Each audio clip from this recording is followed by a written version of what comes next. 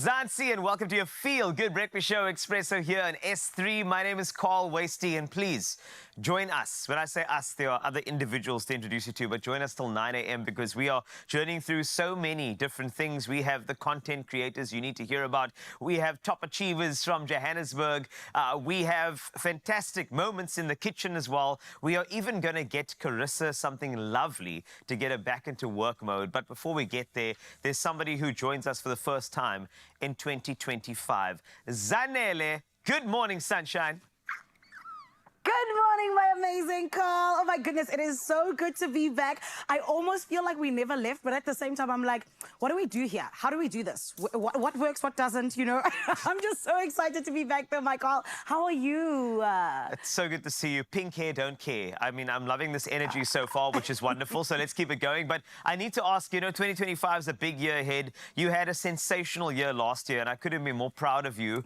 I mean, how do we top that, Zanele? What is on the vision board for this year? Oh, my Carl, I'm super proud of you as well, okay? And I hope you know that you're always one of my biggest inspirations. Aww. But for 2025, like you said, 2024 was crazy. But I think in 2025, everybody's saying it's 2020 thrive, you know? We're talking about bigger, better, doing the most, and exactly how that's going to happen. I think everyone just needs to stay tuned because sometimes we also don't know. Do you know what I mean? You just sit and wait and see what happens and trust God. But I think it's just going to be a bigger and better year. And I think even as a show, as Expresso, we're just going to continue to do the most. I love it, Zanele. That's the best answer possible, especially knowing what a freelancer life is like. We don't know what's coming next. Yes. I got you. We don't know where the paycheck is coming from next. I got you. It's fine. But it's a passion, and it's so going to be great to have you this today. And, of course, it's to start an amazing year. 2020 thrive, as you say, it's going to be beautiful. But, of course, we're getting back into work mode. Not only Zanele is back, but also we need to make sure that we are dressed for success this year. And, Carissa, we get a chance to pick what you're wearing today, which is great. I absolutely love that you said dress for success, because that's exactly what we're getting into, Carl. Good morning, Mzansi. So good to have you here. And I'm going to ask you to help me. I'm going to depend on you just a little bit. It is Tuesday, and we've got some incredible options behind me. We're looking for a word for 2025, and I'm going to just throw some out there. How about stylish, effortless, and also smart? Maybe some of those would work for you. Well, we're getting back into our 9 to 5, and I want to elevate your look to new levels. So I've got two options that I want you to dress me in. Now, option one is the blue tunic. This beautiful satin material really is so sophisticated and gorgeous. And then when you pair it with the brown leather slingbacks with the pointy toe, oh my goodness, it just really takes this outfit to the next level. You've got the beautiful stacked gold jewelry with those pearl details, and that really just makes it a lady. I feel like a lady when wearing this. That is option one. Moving on to option two. This one is a little bit more smart casual because we're including jeans. Now, the RE denim are just next level. These fit so well. They are wide leg denims in a beautiful dark wash. And then you pair it with a blazer and a plain classic white tee and a kitten heel too, just to make sure that we are office ready. Two choices. You can have a look and see exactly what you want me to wear, and I will be your Barbie for today. Go ahead and choose. Remember to use that hashtag Styled by Woolies. Head over to our socials to see me in both outfits, and then you get to choose on this Tuesday which one you want to see me in for the rest of the show, and we'll make this happen together. It's a collaboration, so get involved.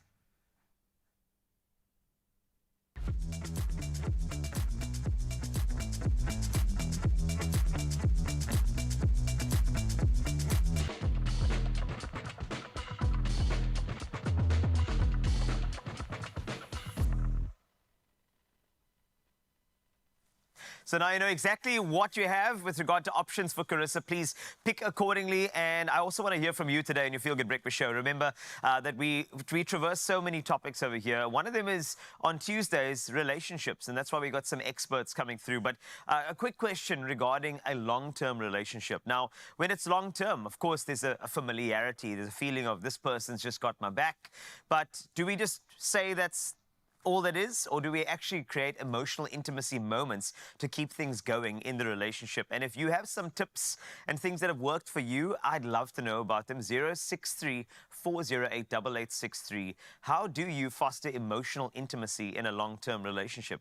Do you schedule weekly debriefs with your partner, sharing about what you think is successful, what you think is not successful? Do you still send flowers? Do you still send little notes? Is there still some flirting going on, even though it's a long-term relationship. Whatever that is, please share. We'd love to hear it and unpack a little bit later on your Feel Good Breakfast Show as we get into your first look at news. Here's Carissa.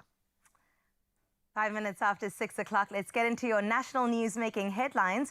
We start off with police in the Northwest who have launched a manhunt for James Neo Tswaleli, who also is known as Tiger, one of the alleged leaders of illegal mining operations at Stilfontein. After he escaped from police custody yesterday, the search has been on. Tswali, a Lesotho citizen, emerged from Shaft 11 of the mine last week. Statements from illegal miners suggest he was involved in underground operations and implicated in deaths, assaults, and withholding food from others. Now, police are investigating how he escaped and which officers may have aided him, vowing to trace him and ensure justice. Sticking to your national news, South African Airways has relaunched flights to Dar es Salaam, Tanzania, marking a major step in its regional expansion. Now, this follows a 5-year hiatus with daily flights to the commercial capital now resuming. The move is part of the airline's 5-year plan focused on growth after posting its first profit since 2012. With growing South African investments in Tanzania, the route is expected to enhance trade between the nations. This follows Air Tanzania's resumption of flights to South Africa in November, aligning with their own expansion goals. Looking at your international news-making headlines, Tanzania's president has confirmed an outbreak of the Marburg virus in the Kagera region, just a week after the health minister denied any cases. Now, the World Health Organization, or WHO, had earlier reported 9 suspected cases and 8 deaths. While 1 case has been confirmed, 24 other suspected cases tested negative. Marburg, a highly infectious Ebola-like virus, causes fever, muscle pain, and severe bleeding. The Tanzanian government is intensifying efforts, including a rapid response team to contain the outbreak. WHO considers the global risk to be, quote, low. Meanwhile, 2 men have been executed in China after being convicted for separate deadly attacks in November last year. Now, one attack, considered the deadliest in a decade, saw at least 35 people killed when a 62-year-old man drove his vehicle into a group of people in Zhuhai. A few days later, a knife attack at a university in Wuxi killed 8 and injured 17. Concerns have arisen over escalation in public violence, with 19 such incidences reported in China last year. We close up your 6 o'clock news here, where the BAPS Hindu Mandir and Cultural Complex in Johannesburg is set to dazzle at its grand opening from the 28th of January to the 9th of February. Now, to commemorate this monumental occasion, BAPS will host a 12-day festival of hope and unity. Spanning 5.9 hectares in North Riding, the environmentally friendly complex is envisioned as a hub for multicultural exchange, interreligious dialogue, and the community and humanitarian initiatives spearheaded by BAPS in South Africa. Now, South African leaders, global spiritual guide Mahant Swami Maharaj, and multi-faith dignitaries will unite for this milestone. Showcasing that music, dance, and prayer, the site also serves as a beacon of unity, planting seeds of harmony for generations to come. Definitely something welcomed in South Africa, so looking forward to that happening until the 9th of February. So we leave your 6 o'clock news. Let's head into some sports, shall we? Here's Carl with the latest.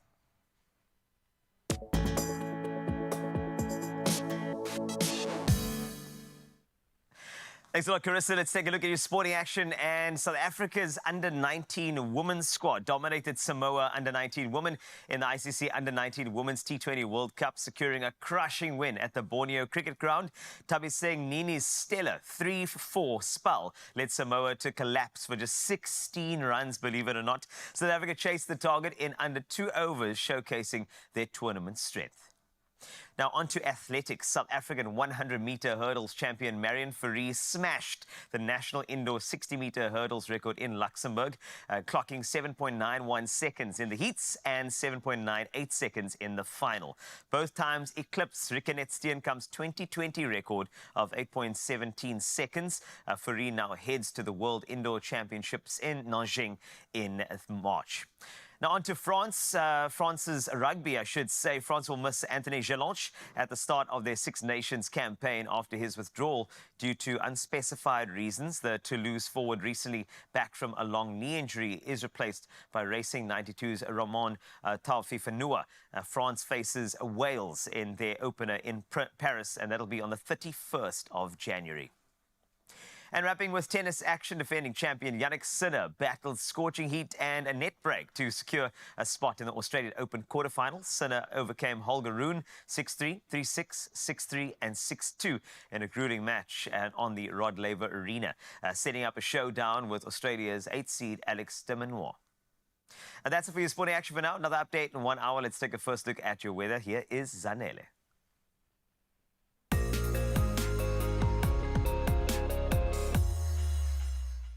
Thank you, Carl. Mzansi, let's have a look at how your day is going to be looking. In terms of what the South African Weather Service has told us, they've issued a severe weather alert for today, a couple of them actually. A yellow level 2 warning predicts severe thunderstorms with heavy downpours, damaging winds, hail and excessive lightning over the northeastern Northern Cape and western parts of Free State and Northwest, potentially causing localized flooding and damage. A yellow level 1 warning highlights strong winds affecting navigation at sea between Cape Point as well as Plettenberg Bay. Additionally, extremely high fire danger conditions are expected in Northern Cape and southwestern Free State. Please make sure that you do take caution where you need to, and we'll keep you up to date with everything happening in your weather. But what we love to see is what your side of life is looking like, and this is why we always ask you to please snap a little picture and send us your sunrise view. And this morning, Roland from Belito, my love, you have done the absolute most. A very beautiful picture coming through where the sun isn't like completely out. The clouds are almost there, but no,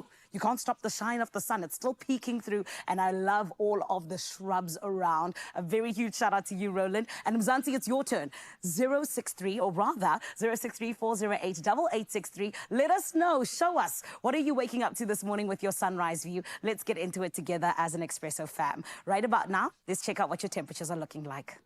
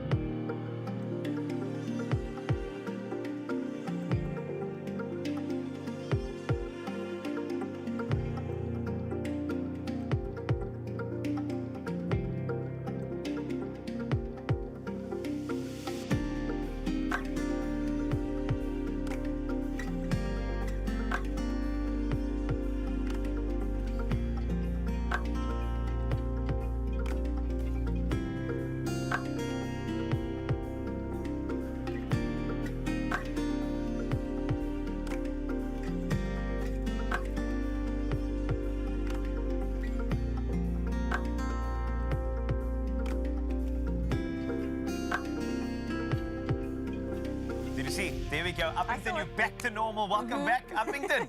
40 degrees Celsius. Goodness. At least Cape Town is taking a note from you. 30 degrees is what we can experience today. So the heat wave is alive and well across a big part of the Western Cape. Very excited about that. Speaking about the heat, Carl, I think the show is going to be pretty hot today. It's going to be hot. We've got so many things happening. I think we got a lot of hot topics. I think it's important. Now, you know, when the kids go back to school, and I can attest to this, the screen time seems to be a balancing act because you don't want to remove it all the way through because you don't want to cause that shock factor, but you also want that focus to happen for the schoolwork. 100%. So how do we even find a balance as parents? So we need to bring in a registered counselor to assist us. That's what we need. Important. Because, you know, with the screen time, it's kind of like musical chairs. You know what I mean? It's crazy. Absolutely. And I love that you said that because are we playing musical chairs? Perhaps. There is something so exciting coming your way. Street dance, meeting theatre. The two worlds are going to collide and bring something incredibly special. I was going to say that I identify as a small kid because even my screen time needs to be controlled. Oh, does it? Okay. So after this, you and I are going to be in this together, taking down the notes to make sure that whatever's coming your way is going to be so helpful and so good on this Tuesday.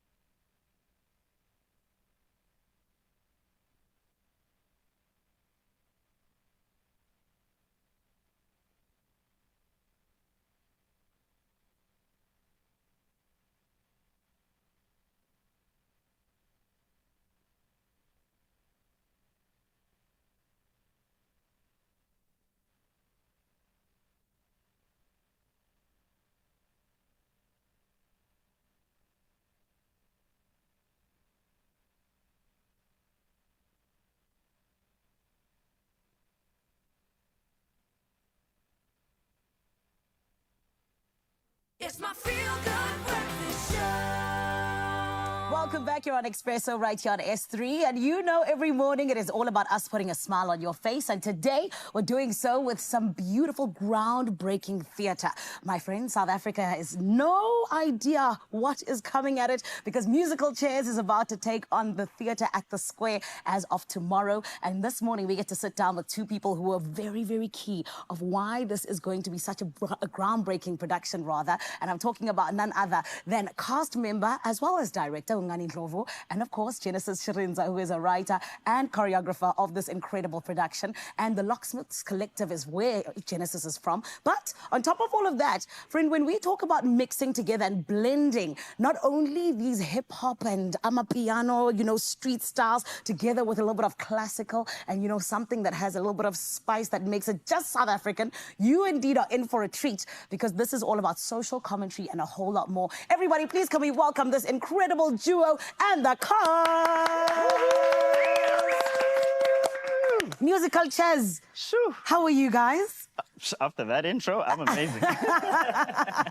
Guys, you need to speak to us because I mentioned social commentary. Yeah. And one of the biggest things that social, or rather Musical Chairs touches on is a little bit of social commentary on what it is social media has really allowed us to become, but also just the role it plays in society. Now, you guys had a very tough job of bringing this together with theatre. So talk to me a little bit about it. What are we expecting from Musical Chairs? This is the brain behind Musical Chairs. Speak to us, my brother. Speak to us. What are we expecting? Yeah, well, in terms of, you know, bringing together social media and the social commentary that you guys are just putting out there. Right. Experience. We're bringing an experience that has never been done before. Yeah. Unexperienced to then be experienced. Yeah. Theatre is a beautiful space to be in. It is.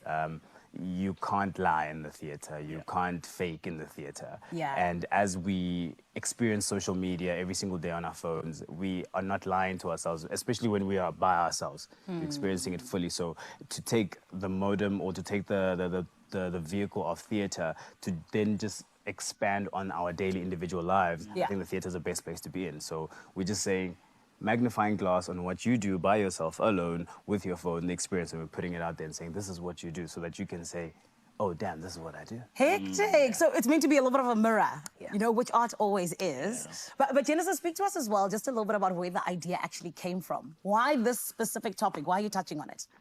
I think a lot and I observe a lot. So I keep trying to think back when I was writing this thing because I wrote the script in 2020. I think maybe that's why, actually. If I think about it, there was a time when we were all on social media. You know, and some people were struggling being on social media. Some people were thriving off of it. But at some point, we got tired of being on there. Yeah. You know, and you're like, hey, and personally, I always take breaks from social media. That's so amazing. I was just like, okay. And then I wrote the script and... yeah, here we are. Here we are indeed, because I know so many of us are looking forward to it. I can't wait to see what you guys have put together. Yes. But someone who never takes breaks from social media because he's one of the ministers, Ungani Ndlovu. Not a minister. It's true. Ungani, talk to us. You know, you're someone who was not just a cast member in terms of, you know, just leading up to this big night tomorrow, but also a director. How did you manage to do both roles, sir? You know what? You must know the right people, you know, and I happen to have a very close friend who's a writer, choreographer, who needed... no, but on a serious note, I watched this show last year. It was performed in a studio, a dance studio, and I was supporting him and the team, and I was just like, man, this is beautiful. Like, it would be nice to see this grow and go somewhere else, and that was his vision. So I was just like, how can I be a part of it? And he offered me different roles, and I took the roles that I felt like I was suitable for, and that being from a directing perspective, we've got a cast that is phenomenal. You know, these people, for me personally, I'm honored and privileged to be performing with them. So to be able to harness and get us to all be at a point where we can emote and be emotionally developed for the show was kind of my role as a director. And then as a cast member, we're here to have a good time, you know, make sure that you as an audience can have a great experience, as he's already alluded to, because the way in which we interact with social media is very personal. And for each of us as cast members, that is the story that we're bringing individually, but collectively, you'll reflect on so many things, man. And it's essentially what you were saying, where art reflects life, because that's what we're here to do. Come on. And guys, we need to wrap up very soon. So I need you to tell me what makes this so special compared to other productions. Why musical chairs? Why is she the one? Must I say it? All right, so. Yes. Musical chairs. There's no dialogue in the entire play. Oh, wow. It's all portrayed through dance. Hectic. Okay. Exactly. Okay. Yes. and street dance being the main key element here. And I think because of that main factor, no one can walk out and say, I didn't understand what was being said. Because interpretation will differ. Yeah. Art is subjective. Yeah. So the main key thing here is that no one speaks. That's so crazy. That is not what I expected. I thought I was going to get there and it was going to be like, how dare you on Instagram, TikTok. You've been cancelled. Get away. Yes. None of that. Oh, my word. Okay. I am now looking forward to it even more because that really is such a unique selling point. So well done on that, guys. But let's get to this. Where can we get tickets and where do we need to be? Tickets are on web tickets. Okay. And or Pick and Pay. Yeah. And yeah, from the 22nd of January until the 1st of Feb. So see us at Theatre on the Square. Come on, it's a date. Indeed it is. I will be there because I really can't wait to see it. But congratulations, guys. Well done on everything you've done so far.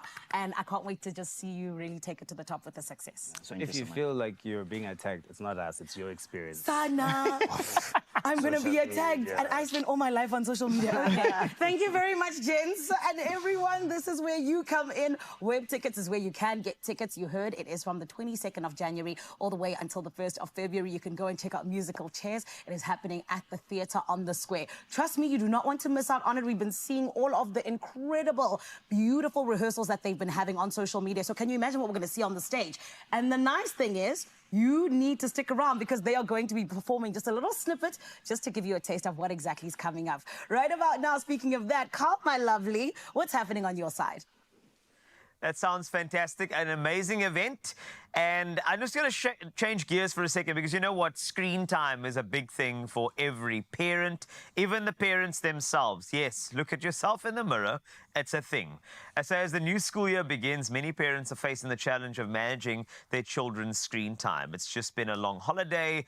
And how do we just get the balance right, especially with the increasing reliance on smartphones and digital devices? And we need to unpack. We brought someone back. We did all the paperwork. Finally, Sadia Southgate is available to us, registered counsellor and expert in psychoeducation to help guide parents through these challenges. So this is for you. And I know it's tough.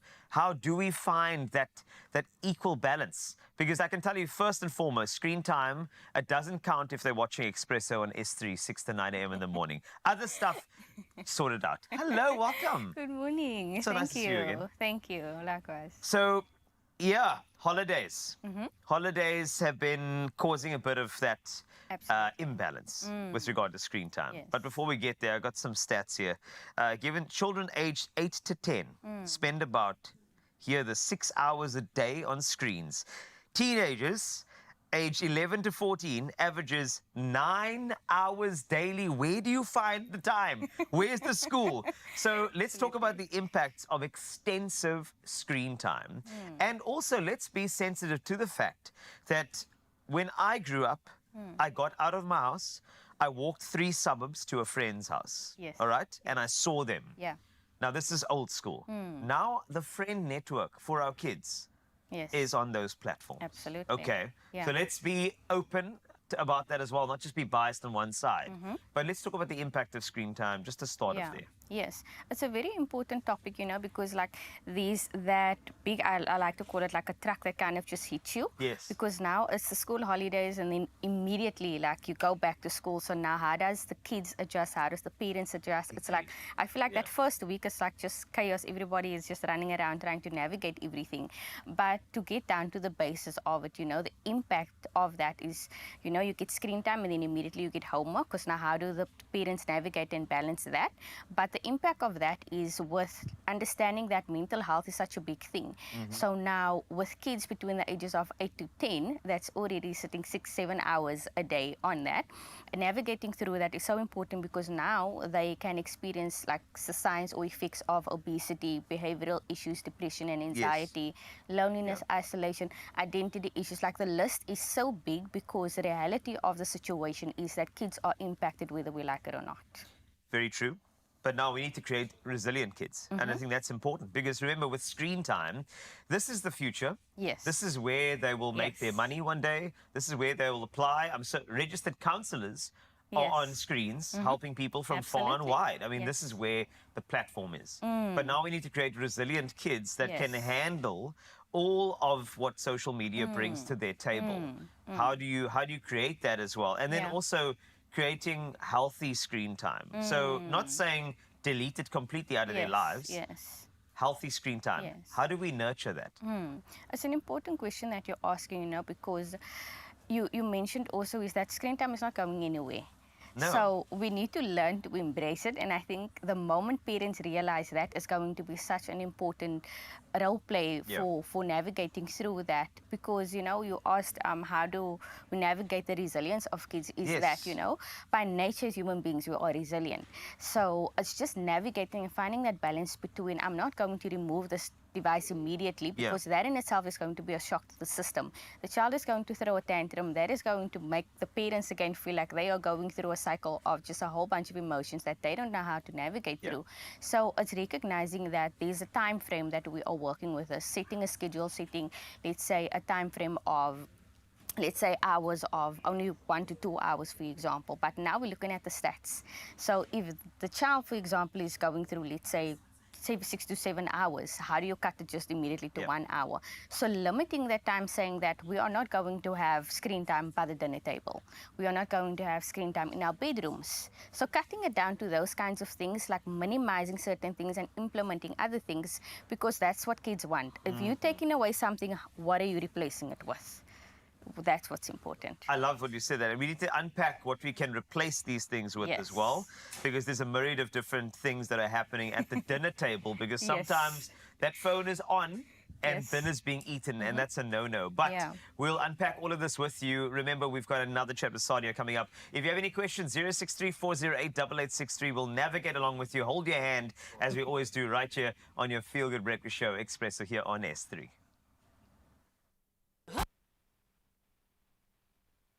Only you can make my day.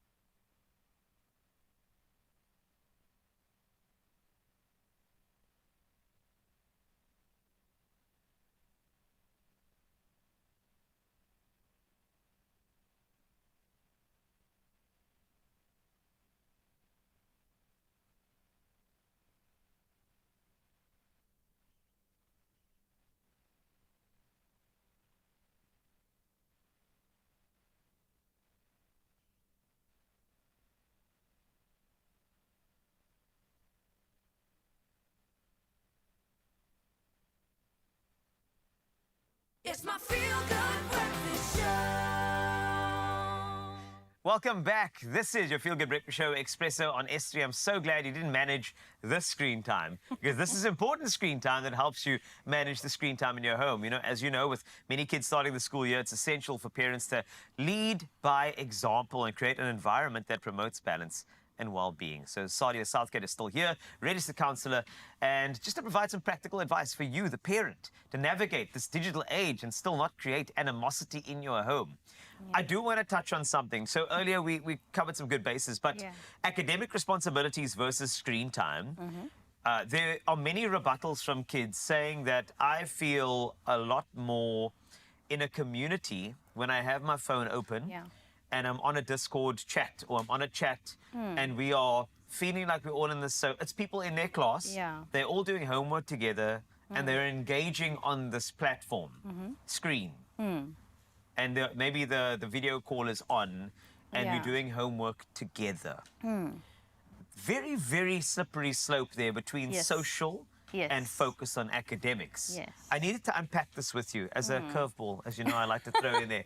Is there any ways that we can negotiate that scenario with our kids? I definitely think that you can, you know, but the thing that comes to mind is that, you know, what works for one household is not necessarily going to work for another household.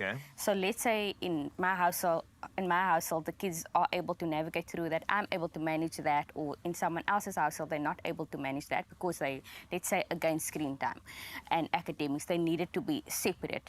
And perhaps it's the kids. The kids possibly aren't able to navigate through working on the screen and seeing the friends, because now the friends are already a distraction and I'm needing to focus on my academics. So I would say having to learn how to find kind of a structure or schedule that is working for that particular household. So one of the things that come to mind is manage screen time. So let's say it is that they are meeting with their friends online.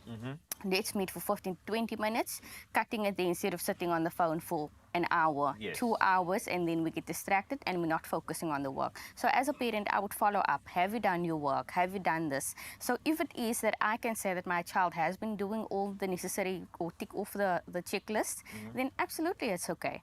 But it's the reality of recognizing that that's not going to happen every single day. So there's the managing of the time and the managing of the screen, but also allowing my child to be able to do what they feel is comfortable as long as they're completing their work. Do you think that's the path of least resistance? Because there's a lot of animosity that can happen when you do start curtailing screen time. Let's be honest. They're going to look at you and say, like, but my friends are there, and like, how can I even exist in this world without a phone or without this tablet? So, is there any foolproof way of creating a less animosity pathway? To just remove some of that screen time, to say, like, I want to help you as a parent to focus on your academics. I want to help you. I want you to find a hobby, because a lot of kids nowadays, this idea of a hobby, it seems like it's out the window. And I'm hoping that it's not the case. So please help us as parents to find a way to minimize screen time without causing the war of the home. One of the things that come to mind is, you know, is to kind of have a system in place. And what I mean by system is not, like you say, some of the kids, they don't like activities or a hobby. They don't necessarily have a hobby. So if your child does not have a hobby, try and find what that is. But not only that, the things that come to mind is that the reality is that there will be behavioral issues. But recognizing also that even with the behavioral issues, that I'm going to create almost like a chart for my child. So let's say that this chart will allow my child that if you are minimizing your screen time during the week, that you get, like, let's say 3 stars. So that chart is there, so the kid can kind of see that at the end of the month, I'm able to get this reward if I spend this amount of hours on my screen time and spend this amount of hours doing my homework. So let's say 3 stars for the 1 week, 2 stars for the next week, so that if the kid gets to, let's say, 10 stars at the end of the week, then they get, let's say, their favorite meal, or they go and watch Mufasa in the cinema, or whatever the case may be. Have a chart that the kid is able to see, this is my progress, and because I'm close to, let's say, getting my reward, I'm going to minimize my screen time. So have like that system in place, a reward system, I would say, in place, that the child is able to see and witness, because as human beings, we like to visualize things. So once the kid can see, I'm close to getting that, okay, today I'm not going to sit with my phone because tomorrow it's reward time. And that will kind of like bring that instant gratification that they are able to look at. My last question, all right, Yes. it's a very quick one. I'm going to not call out parents, but a lot of kids, young people, model behavior. Absolutely. And I had a very interesting conversation with someone during my leave time, and they were frustrated by how often the kid is on their phone. Yes. This person told me this while they were on their phone, while they were scrolling through Yeah. a platform. So just a quick one on modeling behavior and parents setting the example. Can we Yes. just add a bit of awareness on that and how Yes. people learn, young people learn from us? Yes, yes. It's a very real thing in our world because, you know, the saying goes that kids don't do what we say, they do what we do. That's correct. So if me as a parent, if my, let's say my words is in line with what I do, Yeah. it will become a lot easier for the kid to be able to navigate and understand, okay, my parent is doing it, so that means that I'm also doing it. So the reality is that I'm setting the standard. It starts with me as the parent first. And oftentimes we want the kids, no, you don't get to ask mommy. And it's just, I say so. And that's the thing, is if we don't have reasoning for what we're saying, the kid is going to be like, no, but if you can't tell me, mommy and daddy, Yeah. why I can't be doing this, then the reality is that if they're not doing it in their home, they're going to be doing it somewhere else.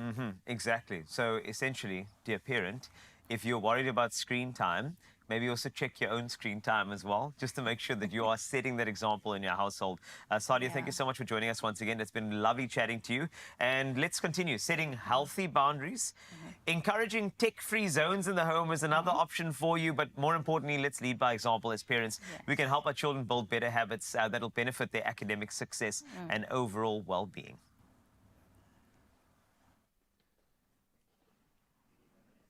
I love it when that happens. You know, when we are able to have conversations that allow us to have homes that are happier, but also, my friend, conversations that allow society to just be a little bit better. And I am talking about musical chairs. It is the beautiful production that is going to be coming at you at Theatre on the Square. And we've got the cast in studio here to give you a little bit of a taste of what is going to be happening from the 22nd of February until the 1st, or rather 22nd of January, forgive me, until the 1st of February. So don't miss it. Starts tomorrow. Everyone, let's give it up for the cast of Musical Chairs.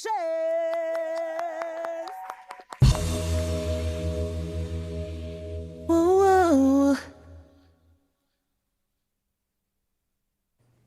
Do do do do do. Yay. Yeah. Yo. Tell me, fellas, have you seen her? It was about 5 minutes ago when I seen the hottest chick that a youngin' never seen before. I say, yo, tell the girls I wanna meet her. On second thought, that ain't the way to go. I gotta give her game proper, spit it so she get it. There she is, I gotta stop her. Or should I talk about a smile? Or what about a style? I'm out of time. She's out the door, I gotta go for mine. I think I'll say yeah. I don't know your name, but excuse me, miss. Oh, I saw you yeah. from across the room. And I gotta admit that you got my attention. You're making me want to say yeah. I know you're trying to leave, but excuse me, miss. I saved the last dance for you. How I love to keep you here with me, yo, baby. I think it's so cute, and I think it's so sweet how you let your friends encourage you to try and talk to me. But let me stop you there, oh, before you speak. Nah to the I to the no, no, no. My name is no. My sign is no. My number is no. You need to let it go. You need to let it go. Need to let it go. Nah to the I to the no, no, no. My name is no. My sign is no. My number is no. You need to let it go. You need to let it go. Need to let it go. Nah to the I to the no, no, no.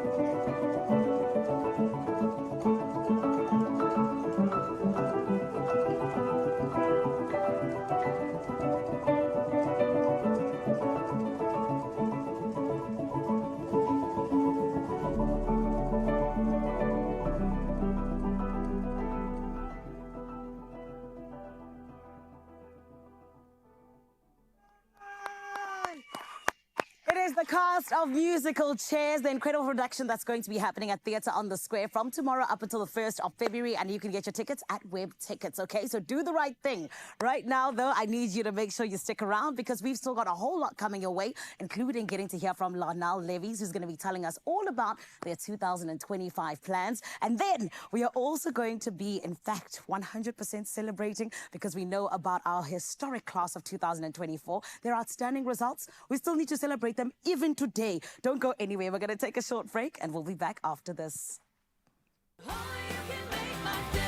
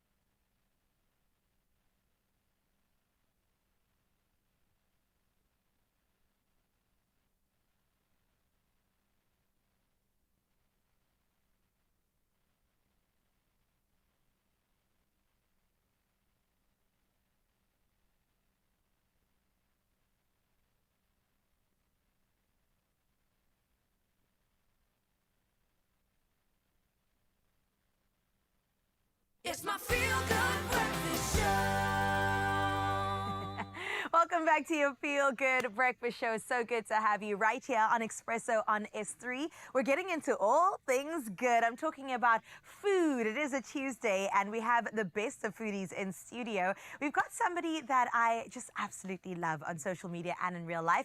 Larnell Levies joins me, foodie and digital content creator, known for trying out various food trends and also bringing his own unique twist to the kitchen. Larnell has really become a true foodie sensation in South Africa and the world beyond. And we're just so excited to catch up with him, find out what his word of the year is. Larnell, welcome. I have to start with that because you know the whole of January we sort of plotting and planning the next 365. Do you have a word for this year? I do. Tell me. My word is flourish.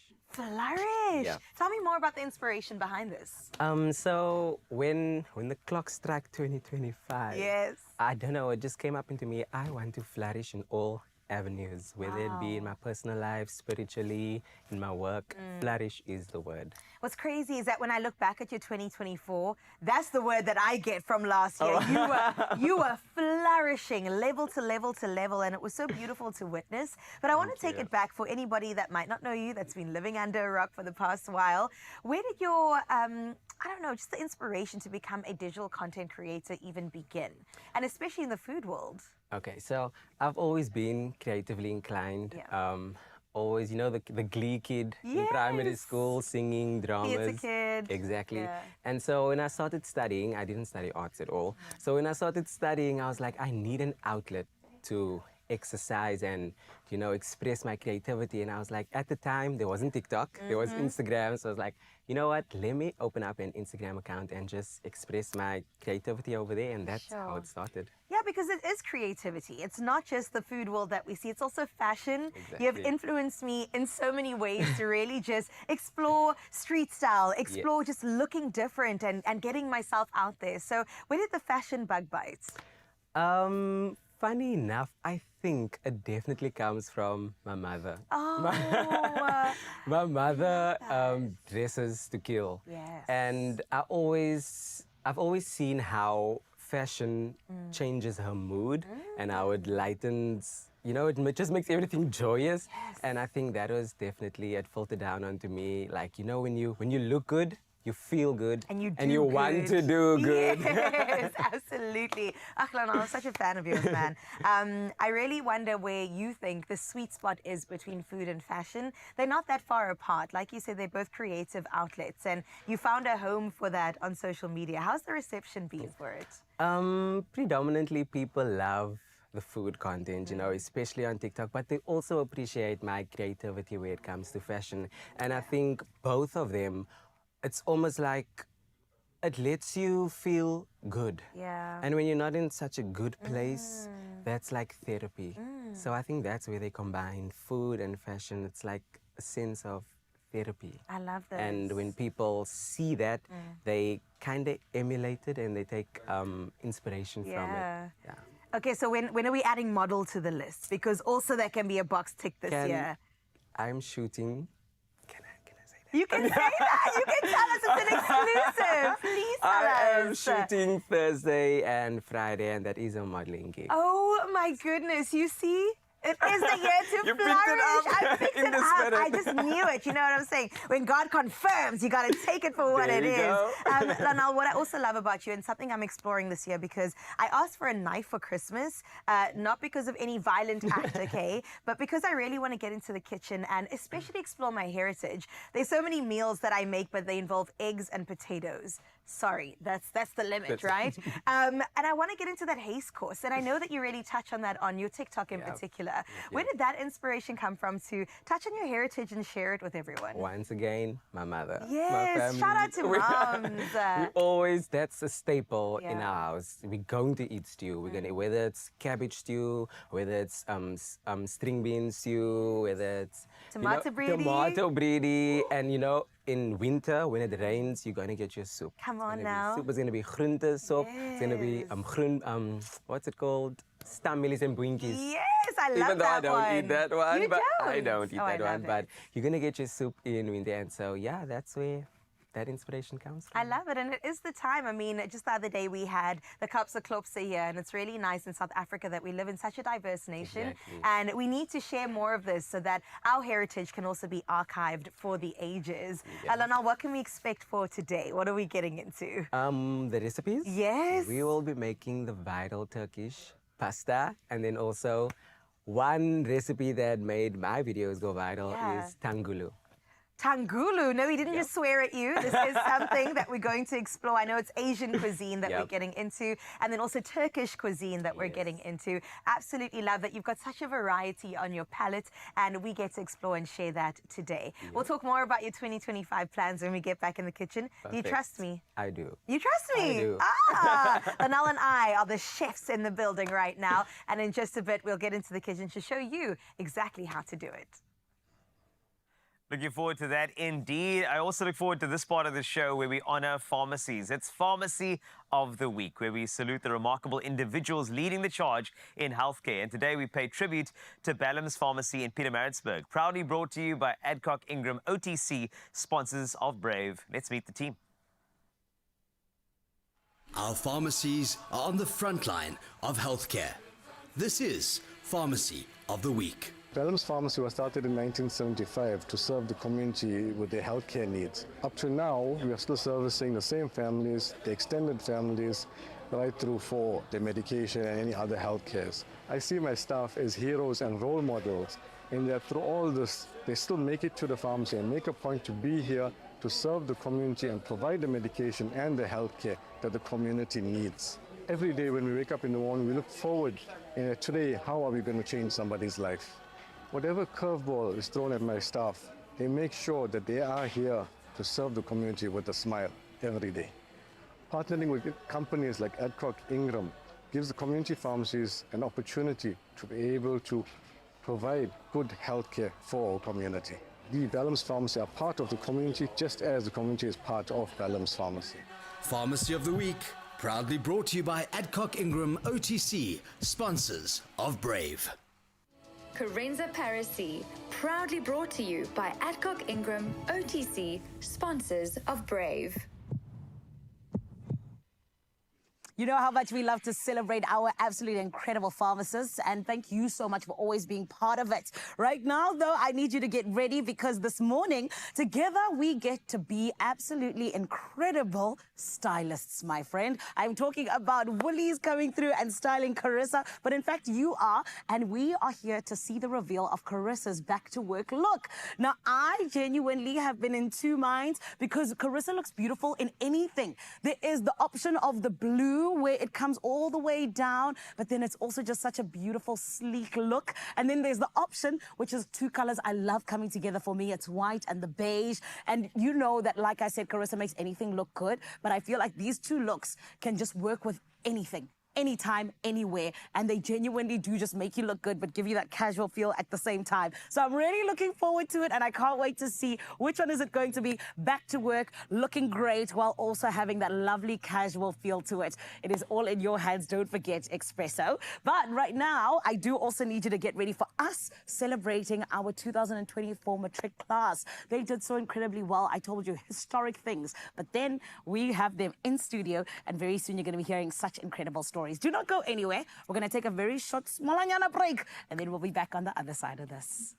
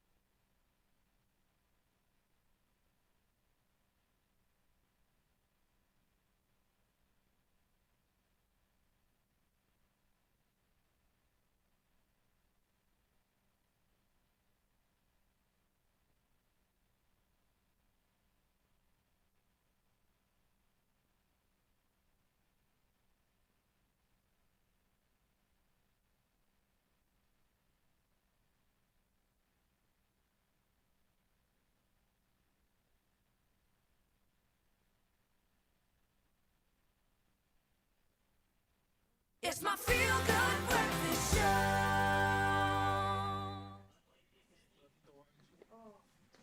Welcome back. You're on your Feel Good Breakfast Show indeed. And today it is all about those celebrations that I've been telling you about. And I tell you this much, we are so led. I have got absolute superstars with me this morning in the Johannesburg studio, coming to you live from the Samsung showroom at Design Quarter. My friend, it was beautiful when we were able to come out and hear how, in fact, our matrics have broken history and done the things that need to be done. And this morning, we get to celebrate three beautiful ladies that truly are the epitome of not just pushing through, but coming out successful. So everyone, please can we welcome to our Feel Good Breakfast Show, Shreya Govender from Redham House Waterfall, who, in fact, if you did not know, she was undergoing dialysis 3 times a week while she was writing her matric finals. That is what you call a superhero. And her fellow superheroes that are such great examples to the youth of Mzansi, it is none other than Okuhle Goba from Marlborough Gardens Secondary School, who obtained 7 distinctions, as well as Stacey Frew from Sacred Heart College, who achieved 7 distinctions and 2 Bs. And of course, it is Shreya with her distinction as well. Everyone, please let's give them a feel-good welcome. Beautiful ladies, how are you? Amazing, thank you. Girls, I'm so proud of you. You guys, president number 1, president number 2, president number 3, you could all be presidents together. Girls, you did so amazingly. And Shreya, I want to start with you because your story is so inspiring, my love. Well done. And I mean, going through matric finals while also undergoing dialysis, that's something that's unheard of. You know, what kept you going and what just made you feel like you really could do it, my lovely? Actually, it was the support system that I had around me. I have such loving and kind and supportive people surrounding me all the time. Yeah. Starting with my grandmother, you know, she stayed behind to help me with my matric year and my recovery. Wow. My parents, they always supported me in every decision I made throughout my schooling. When a lot of people recommended, you know, change to online or maybe continue with your matric in 2025, my parents were like, no. You know your work, you're strong, you're hard, you can do it. And I was like, yeah, I want to finish my matric. That's my girl. And also truly my teachers and my doctors. My doctors, like, I truly put them through quite a lot because I kept on like saying I need to go to school, I need to do my exams, I need to do my finals. There were times where I was booked in the hospital and was discharged the morning of a final and would have to go straight there and write. Yeah. So, and truly the last people I'd have to thank are my English teachers, Mrs. De Cavallo and Miss Gomez. They were truly my motivation and my inspiration to get through all my academic work and through my finals. Beautiful. And my love, I'm so happy for you. Congratulations. Thank you so much. And that is genuinely just such a beautiful story. And ladies, you as well coming here and just showing the rest of the country what it means to just shop at distinctions right there. Talk to us. Stacey, let's start with you. 7 distinctions, 2 Bs. What motivated you to achieve such incredible results? I think my inner motivation came from myself and the fact that I wanted to make my parents proud mostly. But it's when you have the knack for school, there's not really anything that can stop you from achieving your distinctions. So I would say those things. I love that. And Umai Okuhle, you coming through with your 7 distinctions. Let's talk about that because I feel like, you know, it can be really difficult to stay focused sometimes when you're in matric. There's so many things. There's 40 days, there's matric dances, all these different things happening around you. What helped you to just focus and really stay motivated? I think when you come into matric with a purpose and with a certain goal, you'll know that the other things are maybe for enjoyment or for fun.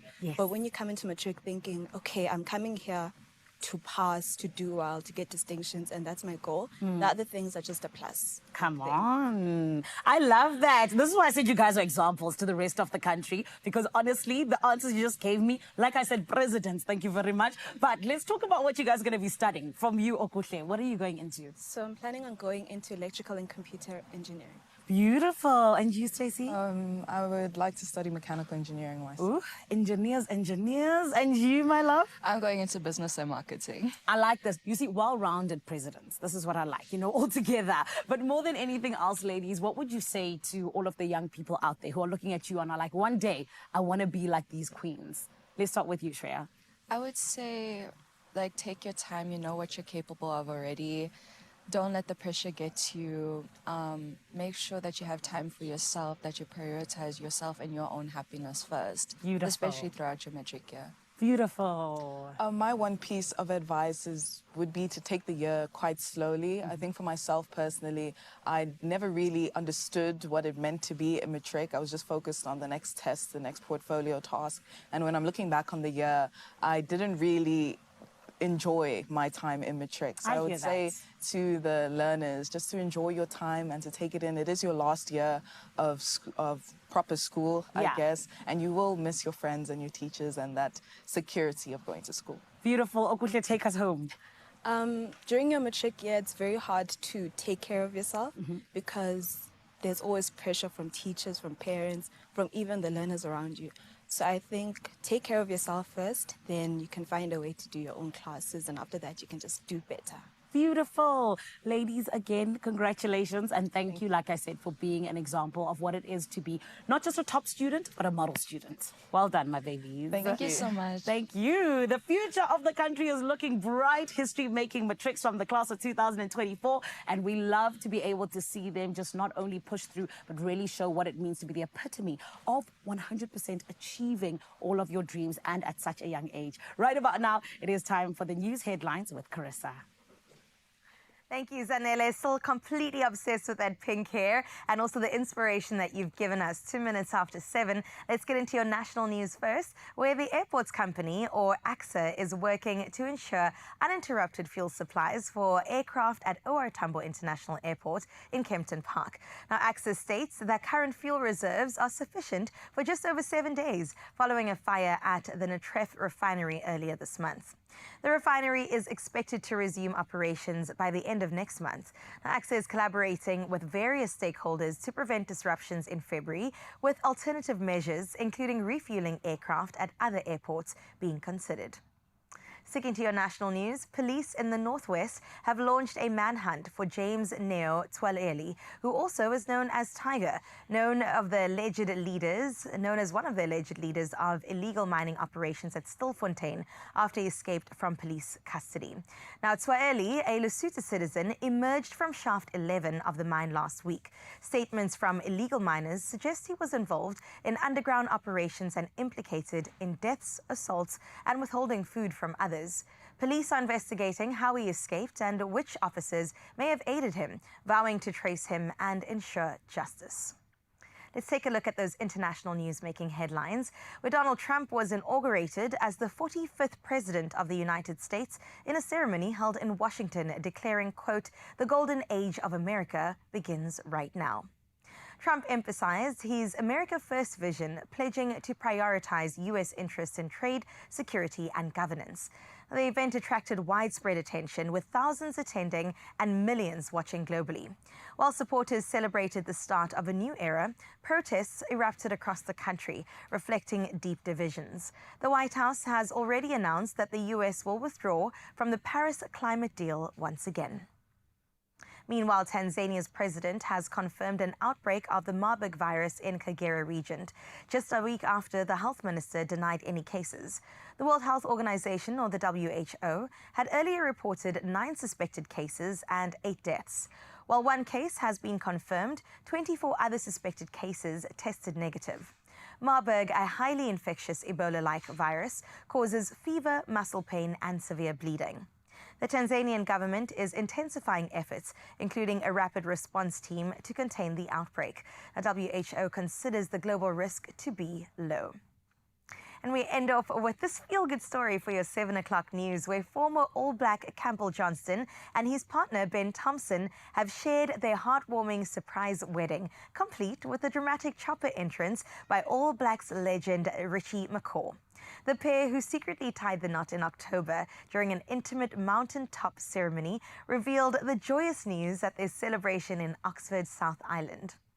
Now, the first ceremony was breathtakingly simple, with just a couple, a photographer, and 2 photographers atop Castle Hill Station.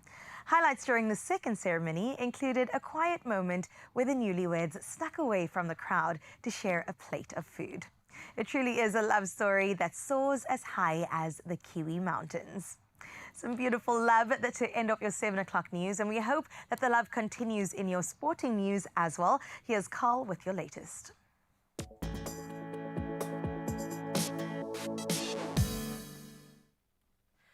The love does continue in the cricket world. South Africa's under-19 women's team dominated Samoa under-19 women at the ICC under-19 Women's T20 World Cup, securing a crushing win at the Borneo Cricket Ground. Thabiseng Nini's stellar 3-for-4 spell led Samoa to collapse for just 16 runs. South Africa chased down the target in under 2 overs, showcasing their tournament strength. Now on to athletics news. South African 100-meter hurdles champion Marion Fourie smashed the national indoor 60-meter hurdles record in Luxembourg, clocking 7.91 seconds in the heats and then a 7.98 seconds in the final. Both times eclipsed Rickenet Steenkamp's 2020 record of 8.17 seconds. Fourie now heads to the World Indoor Championships in Nanjing this March. On to rugby. France will miss Anthony Gelonche at the start of their Six Nations campaign after his withdrawal due to unspecified reasons. The Toulouse forward, recently back from a long knee injury, is replaced by Racing 92's Ramon Taofi-Fanua, and France faces Wales in their opener in Paris. That'll be on the 31st of January. And let's focus in on the Aussie Open. Defending champion Yannick Sinner battled scorching heat and a net break to secure a spot in the Australian Open quarterfinals. Sinner overcame Holger Rune 6-3, 3-6, 6-3 and 6-2 in a grueling match on Rod Laver Arena, setting up a showdown with Australia's 8th seed Alex de Minaur. We'll unpack a little bit more with the Aussie Open guests a little bit later on your Feel Good Breakfast show, but that's it for sport for now. Let's take a first look at your traffic. Here's Zanele.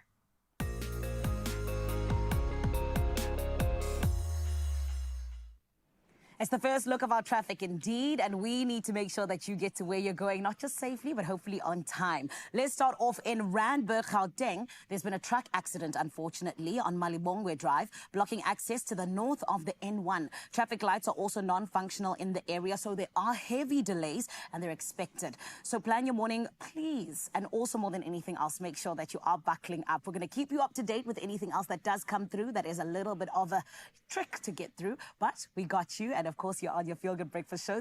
So that means rather that we need to get into the weather. Let's check out what's happening with that.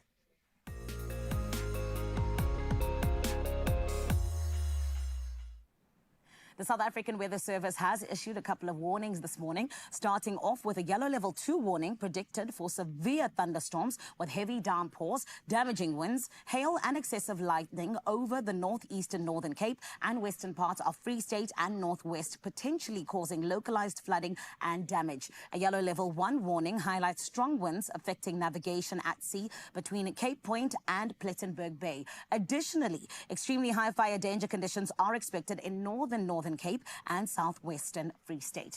We're going to make sure that we keep you up to date with that, but we always ask to be up to date with what you're seeing this morning with that sunrise view. It is always lovely when you snap a pic and send it through on 063-408-8863. And this morning, Varushka from Hekpoort, 30 degrees Celsius is what it is over there. And my lovely, you are doing the things that need to be done. Absolutely love the sun peeking out from behind the bushes with a little bit of the sky, and honestly, just a picturesque view indeed. Thank you for allowing us to be part of your morning, Varushka. And Mzansi, this is where you come through. Like I said, 063-408-8863. Let's see that sunrise view. Right about now, let's check out what's happening with your temperatures.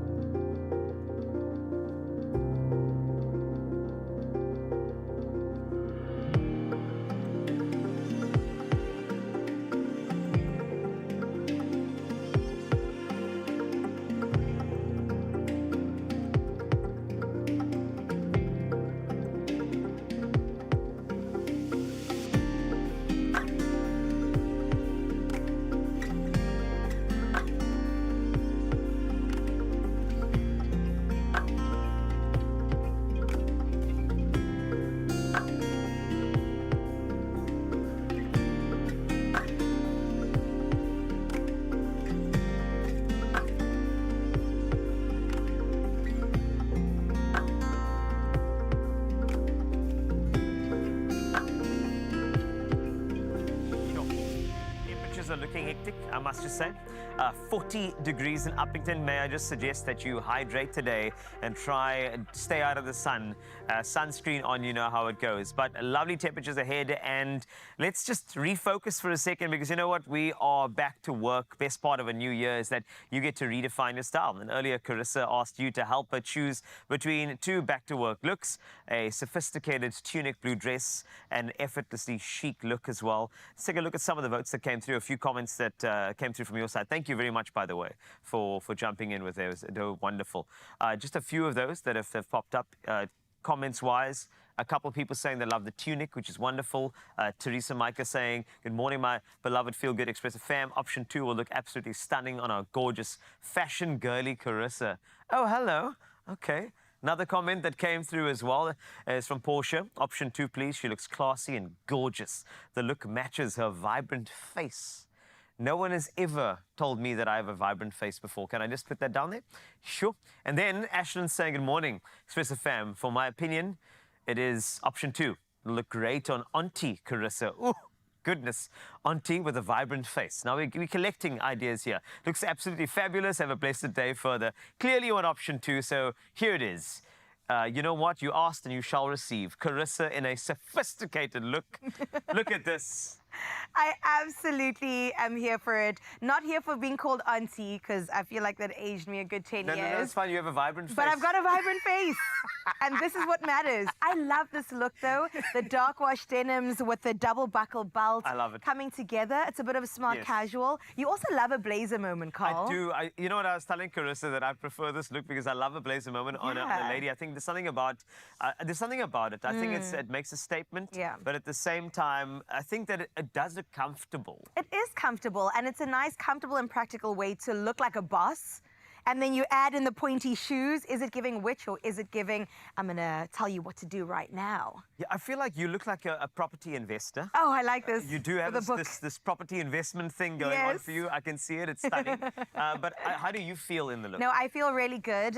Like I said, I do feel comfortable, but I feel elevated. Yes. And I think that's what we want to do for our 9 to 5 looks. We can leave the dreary looks for last year, all right? And definitely keep looking sophisticated, looking classy, looking comfortable or feeling comfortable, but looking elevated at the end of the day. Great choice. Well done to you. Well This done. has been wonderful. Back to work looks are available to you. And you know what? If you are looking for something, well, look no further, because you can find smart, stylish, and effortless looks.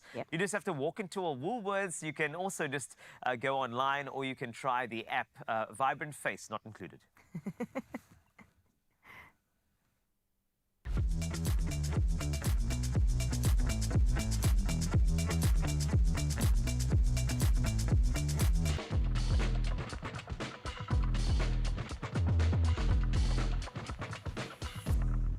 Oh, Mzansi, you've done it again. Carissa looks absolutely stunning. I love it. Back to work never looked so good.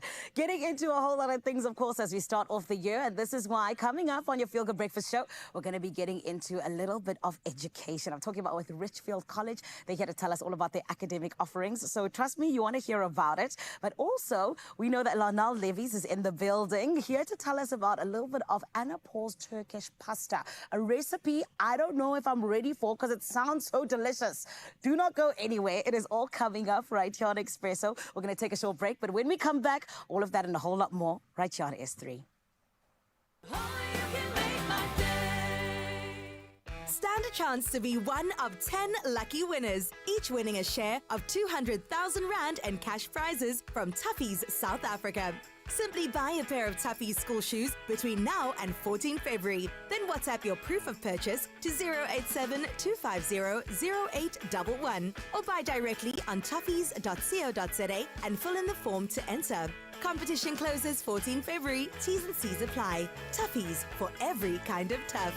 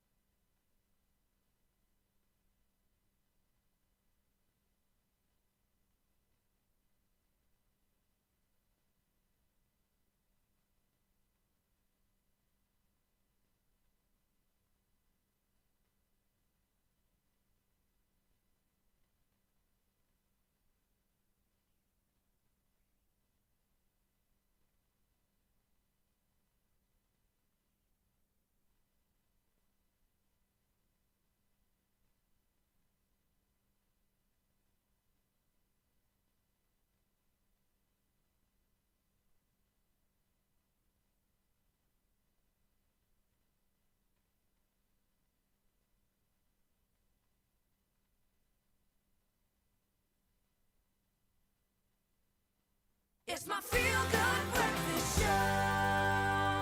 Welcome back. You're tuned into Expresso. This is where we always tell you in the Johannesburg studio, coming to you live from the Samsung showroom at Design Quarter. We love getting to celebrate and honestly just getting to know a whole lot of people that are doing great work. And when we talk about Richfield College, we in fact are talking about the people who have been transforming education for over 30 years. But on top of that, they have allowed over 140,000 learners to lead, learn and succeed. And it is absolutely beautiful to see indeed. But then on top of that, we also get to see how it is they're in fact allowing innovative ways to lead the charge of education and making sure that South Africa indeed comes out on top when it comes to their students. And this morning we're joined by the Group Chief Commercial Officer. It is Adam Kelly, and he's here to let us in on what it is that Richfield has to offer in 2025. Everyone, let's give him a feel-good welcome, please. Adam, how are you? Oh, I'm very well, thanks. Great to be here, Sanele. Welcome back. It's always great to have you guys with us because we know you always bear gifts. But let's get into this because honestly, you guys are people who just have something that is genuinely unique to what any other college is offering. So talk to us about this. What is it that sets you apart from everyone else? So, Zanele, when it comes to Richfield, first and foremost, we're an accredited institution of higher learning. So, in an environment that is highly regulated by the Council for Higher Education, SAQA, and the Department of Higher Education, we're one of the players in that space, and we're one of the institutions that offer these qualifications for our matric class of 2024 to now choose, as well as those looking at a career change or to further their career through our distance learning offerings. So, we start off as an IT-focused institution way back 30 years ago, and we've now developed significantly. So yes, a big, strong focus in our IT qualifications, but that's broadened into the business qualifications, everything from supply chain, economics, human resource management, marketing, and most importantly and more recently, accounting. So we've just got a SAQA-endorsed BCom degree that sees us now having a qualification that can put you on a pathway to having a SAQA-endorsed accreditation. That is beautiful. So you're not just rich in education, rich in success, you're also rich in campuses all around the country. So talk to us, where are these campuses in SA? So our campuses are all around South Africa. I mean, we've just finished the renovation of our Polokwane campus.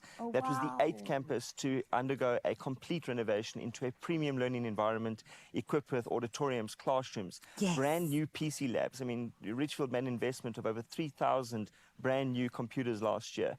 Just one of the things that we've done to really create that premium learning experience. So Polokwane was the last, but we're in KZN, in Musgrave, and in Mhlanga. We're in Gauteng, in Centurion, Pretoria, Johannesburg, Bryanston. We're in the Western Cape as well. You're in everywhere. Long Street. We're basically everywhere. And the best part about that is, where we're not in terms of our campus footprint and location, we are in distance learning. We've got over 7,000 distance learning students across the country that have chosen to either further their careers or change their career path by choosing a new qualification. So we see great growth in that area, and we've got a fantastic team that is dedicated to supporting our students no matter where they are all over the country. Incredible. This is why you guys are 30 years and thriving, Adam, which is what we always want to see from an educational institution.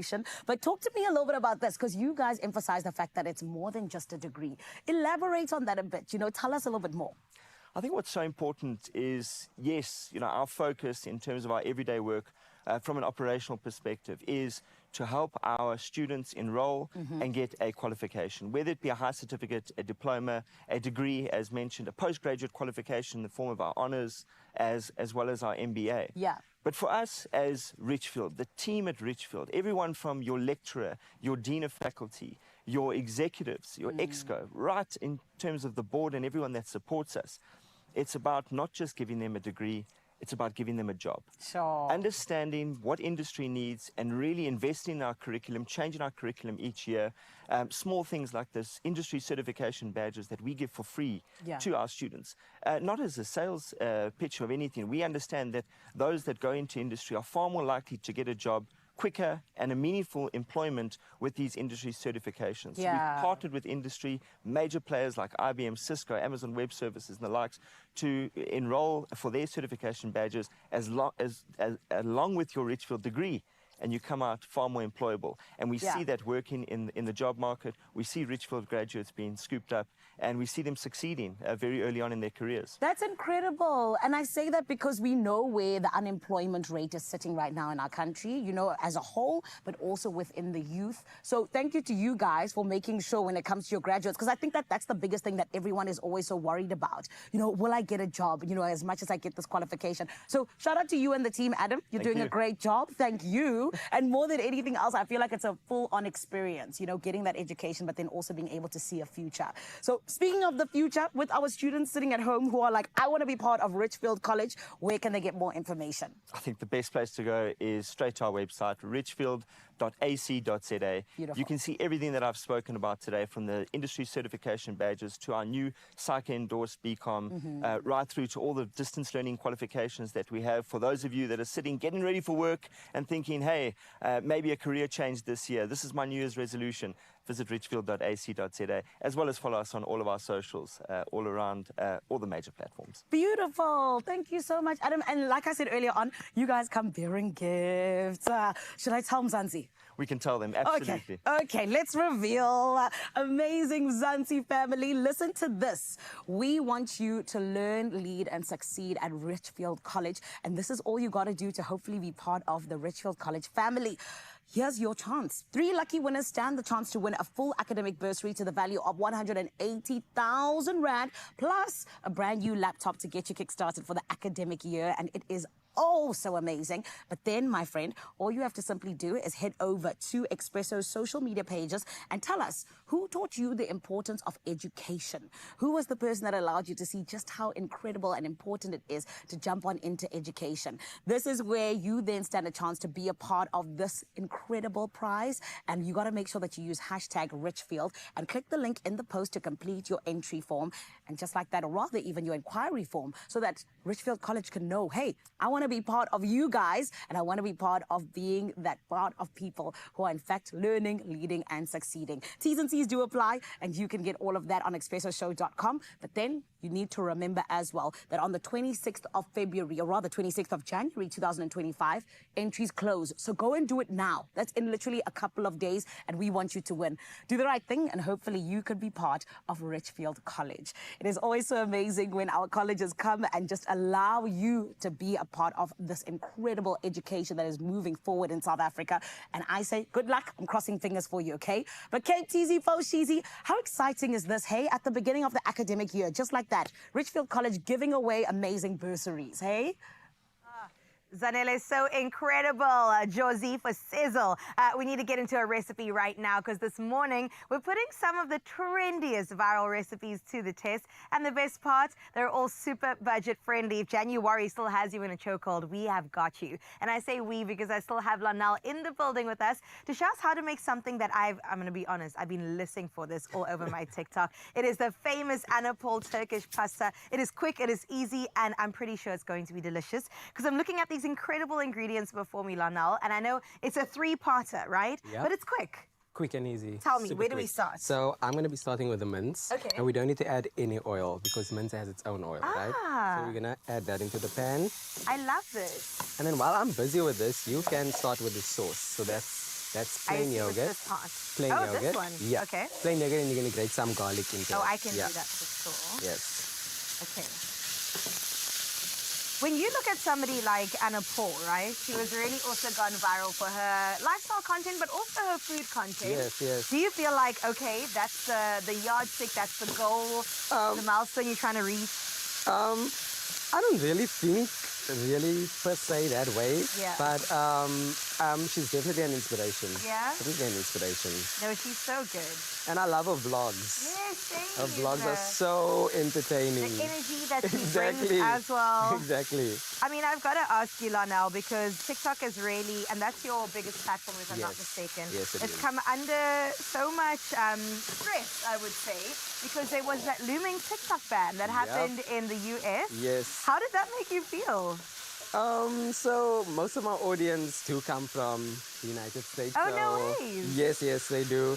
And so I feel like TikTok radically changed social media because it's so real and unfiltered. And I didn't consider myself to really be Gen Z. Ah. Even though I'm born in 97, so... Okay. 97, so... He's a baby. Yes. So that's when Gen Z starts. Yes. 97. But I always consider myself a millennial. Right, but you're on the cusp of both. Exactly. Yeah. But I'm a go-getter, Yeah. do it unfiltered. Yes. I'm not really much for the curated Okay. type of content. So Not that. TikTok definitely serves you well. Okay, so Definitely. your mince is going. Yep. You wanted to get brown and delicious. Yes, and we want to break it because you don't want those chunks Okay. of mint. Yeah, Needs to be so broken down. yeah, And so then while you it's- add some flavor. Yes, we definitely do. So I'm first waiting for it to get a little bit of color. Okay. And then once it gets that nice brown color, as it is over here, we're going to add in our garlic powder. Okay. Sauce just needs to be Yep. mixed a We're little gonna bit. add some paprika, some dried chilies, Oh, yum. and tomato paste. Okay.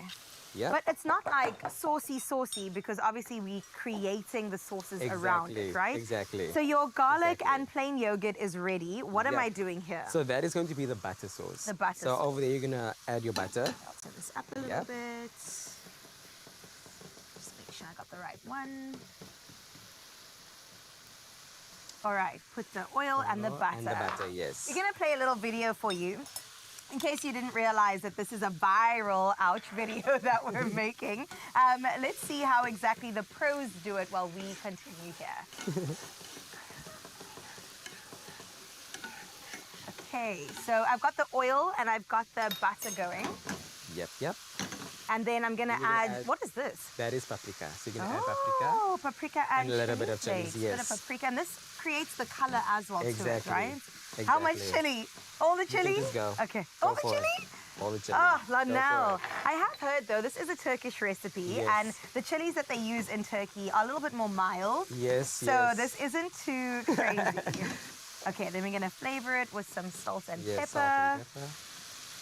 And this is going to be the sauce that goes on top of the yogurt or on top Yep. of the full recipe. On top of full recipe. So we're gonna plate that. We're gonna add the pasta. We're gonna add the yogurt. We're gonna add the mince and the sauce. And then we get that beautiful Yep. addition. And quick and easy. We Quick basically and finish. easy and budget friendly. Yes. Everyone's got mince in their freezer.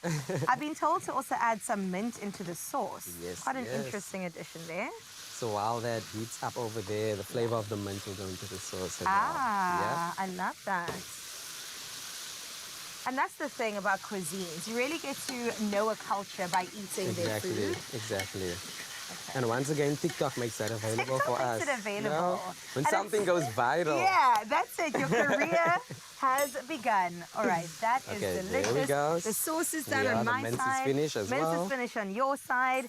As we pack then we'll this up, just let me remind take you, everything. Expresso fam, that this is available on expressoshow.com. So all we got to do is pasta, mince, Pasta, sauce, Sauce. and then we're done. Then All we're right, we'll finished. pack this up, show you after the break, and when we come back, we'll try our viral Turkish pasta. Oh, now this is great. Absolutely.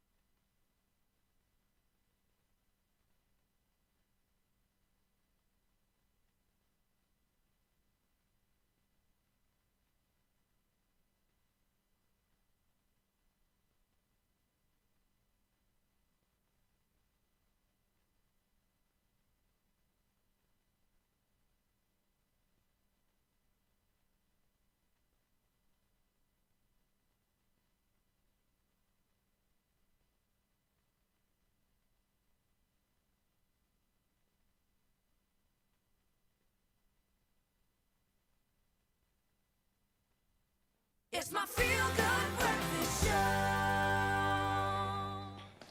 Welcome back. You're on your Feel Good Breakfast Show indeed. And this morning, we are here to help you kickstart your 2025 on the perfect note. Yes, I know it's been Happy New Year since forever. However, we're still only in January. We got 11 months to tackle, okay? So we need to get our minds right. And this is why this morning we are chatting to a lovely lady who's going to allow us to rewire our brains a little bit, allow us to see things a little bit different, and also tap into those theta brain waves. What are those? You're probably sitting there like, Zanele, so much science. No, don't worry.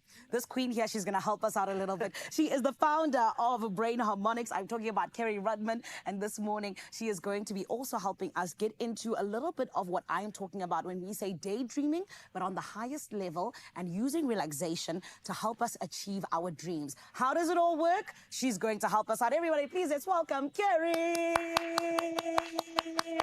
Kerry, how are you? Good, thank you. How are you? I'm amazing, thank you. Kerry, how's your 2025 so far? 2020 thrive. Oh, it's amazing. Yes, that's what Loving I it. said. I love that. Let's get into it, my Kerry, because you are here to help us unlock our best selves, unlock our best days, and honestly just have a great future in 2025 and beyond. So talk to me about these theta brainwaves. You know, how are they able to help us succeed in everyday life if we're able to access them the right way? So we used them predominantly when we were 0 to 7 years old. It's where we learned language, walking, every single fine motor skill that we had. It's an incredibly creative frequency. It's very intuitive. It helps us to center and just come up with ideas. You know, there's that expression where people say, let me sleep on it. And then all of a sudden they know all the answers the next morning. They're accessing theta. And when we're in our busy beta, we wake up and we're in stress and checking email and we're doing all that stuff. We can't actually become creative and innovative. Yes. So it's a very, very good frequency. We don't live in it often enough. And one thing I also know about that is that for us, I think that, you know, a lot of the time when it comes to that 0 to 7 years old, like you said, that's when we're taking in information and we're able to make it something that actually lasts a little bit longer. But let's talk a little bit about the daydreaming. I know that daydreaming is something that you really touch on and you just like it can really help us. How is that? Yeah, everybody says it's such a bad thing and we shouldn't spend our time on it. We're taught all the time to focus and be clear and know what we're doing. Yeah. Einstein said that if he could have used his right brain and been in that creative frequency, he would have been a way better creator than he was using his thinking, analyzing brain. Oh, wow. So it really is important to daydream, but it's how you do it, which is really important. You want to access that theta while you're doing it. So you really have to get out of all that busyness to access it correctly. And the best time to do that is when you just wake up in the morning or when you're just about to fall asleep at night. Yeah. So when you wake up, don't open your eyes, don't check your phone, just stay in it and start doing things like gratitude. Oh, wow. Really feel your body, your blanket, be grateful for every single thing that works around you. Yeah. You know, listen to the birds, whatever it takes to just center and be in your senses and not be in analyzing. Oh, wow. And of course, that would be called pretty much daydreaming with intention, right? Yeah, and then focusing on your goals in that way is amazing because you're using the frequency that definitely creates. And it happens a lot quicker than when you're using your focusing brain. Okay. This is something that is completely different to what we've been told. Like you said, everyone's always like, stop daydreaming. But, you know, now here we are sitting talking about how it can actually help us get to that next level of success. So can we do a little bit of, you know, some daydreaming with intention? Can you teach us how can we do that? Just a short little demo. So focus on your goal, whatever it is. If you want to get a new house, focus on every detail, the garden. Look at every flower that you're going to put in there. Focus on every single thing. Use your senses to smell and really feel. The motion that you put in taps into that intuition and theta much, much easier than the beta. Yes. So whatever you can to visualize it and do that as much as you can every day. So is that pretty much the exercise? It is because your brain doesn't know the difference between real and perceived. And if you are seeing this in your brain every single day, eventually your brain's going to have to find a way to create that thing for you because it knows that it's real. It's seen it so many times. Yes. And I think that for me, now that you're saying that, there's like a little bit of a sobering thought to be like, if you're constantly thinking about negative things, that's what's going to come to fruition, you know? Yeah, Zanele, we don't even know how much of our day we spend focusing on what we don't want. It's crazy. If you actually paid attention, 95% of your day is all the stuff that's wrong or that you have to fix or do. It's all the things that that's not our goal. Yeah. And I mean, earlier on, you mentioned gratitude. How does it fit into this bigger picture? You know, how does it help us to just really get to those theta brainwaves that you're talking about and get to that place where we now are actually achieving our goals? So instantly when we feel gratitude, it takes us out of that busy focusing brain. We center and we feel. So we're feeling in your heart more than thinking in your head. Oh, wow. And it does access theta as well as your alpha. And that's what we use to create. So it's very, very important when we really, really feel it. It also makes us happy. And happiness is good. It is. It's very good. And it's all we want in 2025. I was speaking to a lot of people. They're all like, 2024, it was bad, it was sad. We want happiness in 2025, okay? And this is why we're sitting here with you, my Kerry. And just, you know, to wrap things up, in terms of people who are sitting there kind of being like, you know what, I do need my brain to be rewired. I do need to be able to see things a little bit different for this year that's ahead. What can you tell them just to fully be primed for success? So I would say, when you're having your goals, firstly, don't make them huge, don't make them difficult, don't make anything that is too much for your brain, you're going to quit. You're never going to stick to it. So do baby steps, make them fun. The more fun that stuff is, the more you're going to stick to it and do it. Love that. Gratitude is amazing, and we really can do it looking around us all day, all the time. Everything around us, we'll find something to be grateful for. And just find a way to ground yourself. When you're really, really busy, go walk outside. Just look at nature. Try and center yourself and get out of all the stressing. It's just not good for us. Beautiful. Kerry, thank you so much. I think you've kind of mentioned a lot of things that, you know, really do allow us to just pretty much remember ourselves, but also to be able to see ahead without really putting too much pressure on ourselves. Absolutely. And be happy. The happier we are while we're creating that stuff, the easier it is to create. Amazing. Kerry, you're incredible. Thank you so much. Thank you so much. 2020 Thrive. Absolutely. That's the year we're having. Exactly.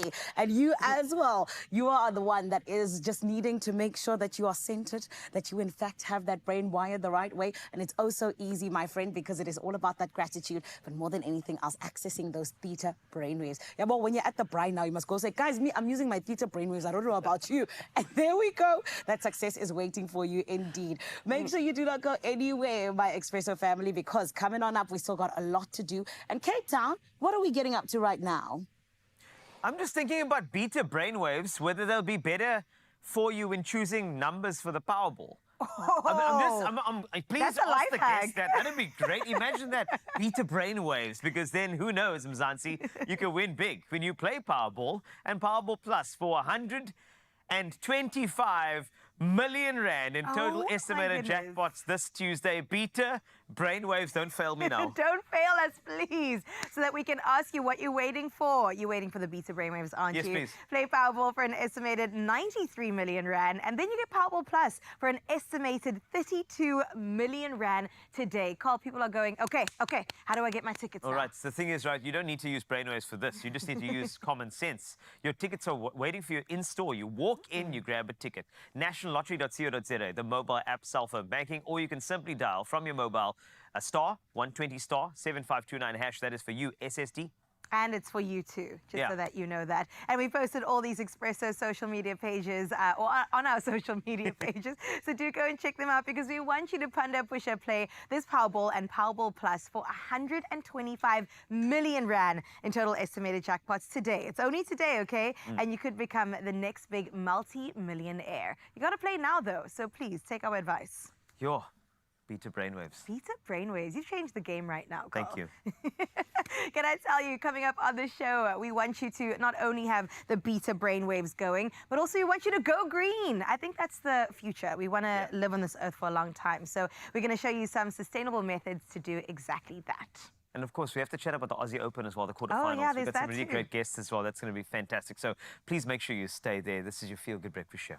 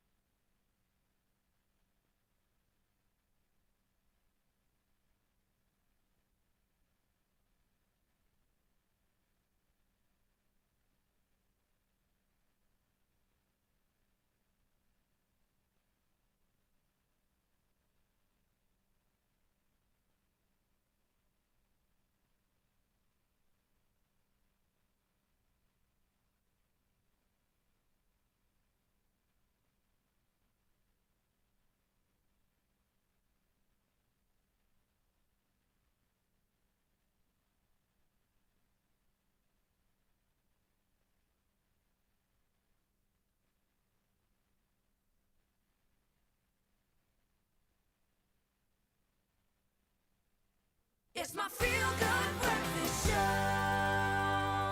It's always a good morning whenever we're with you, and especially when we get to have really enlightening conversations. I'm talking about the one that gets into a little bit of power saving, because we know as South Africa, we've been absolutely challenged when it comes to our energy. But one thing I also know is that we got people who are forward thinking, who are all about helping us find sustainable solutions when it comes to our energy. And all around the country, we've got every single thing that we need in terms of knowledge, but we need to get it out there. We need to have the conversations. And this is where Stiebel Altron comes in, where they, my friend, have a few things that we need to know this morning. But then on top of that, they also going to be letting us in on how we can be a part of energy saving using electricity that comes from wind, the sun, and all these different solutions. And who is here to tell us? It is none other than Ingo Hamann, and he is the person who is letting us in on it. Everybody, let's welcome him, please. Ingo, how are you? Good morning. I'm good.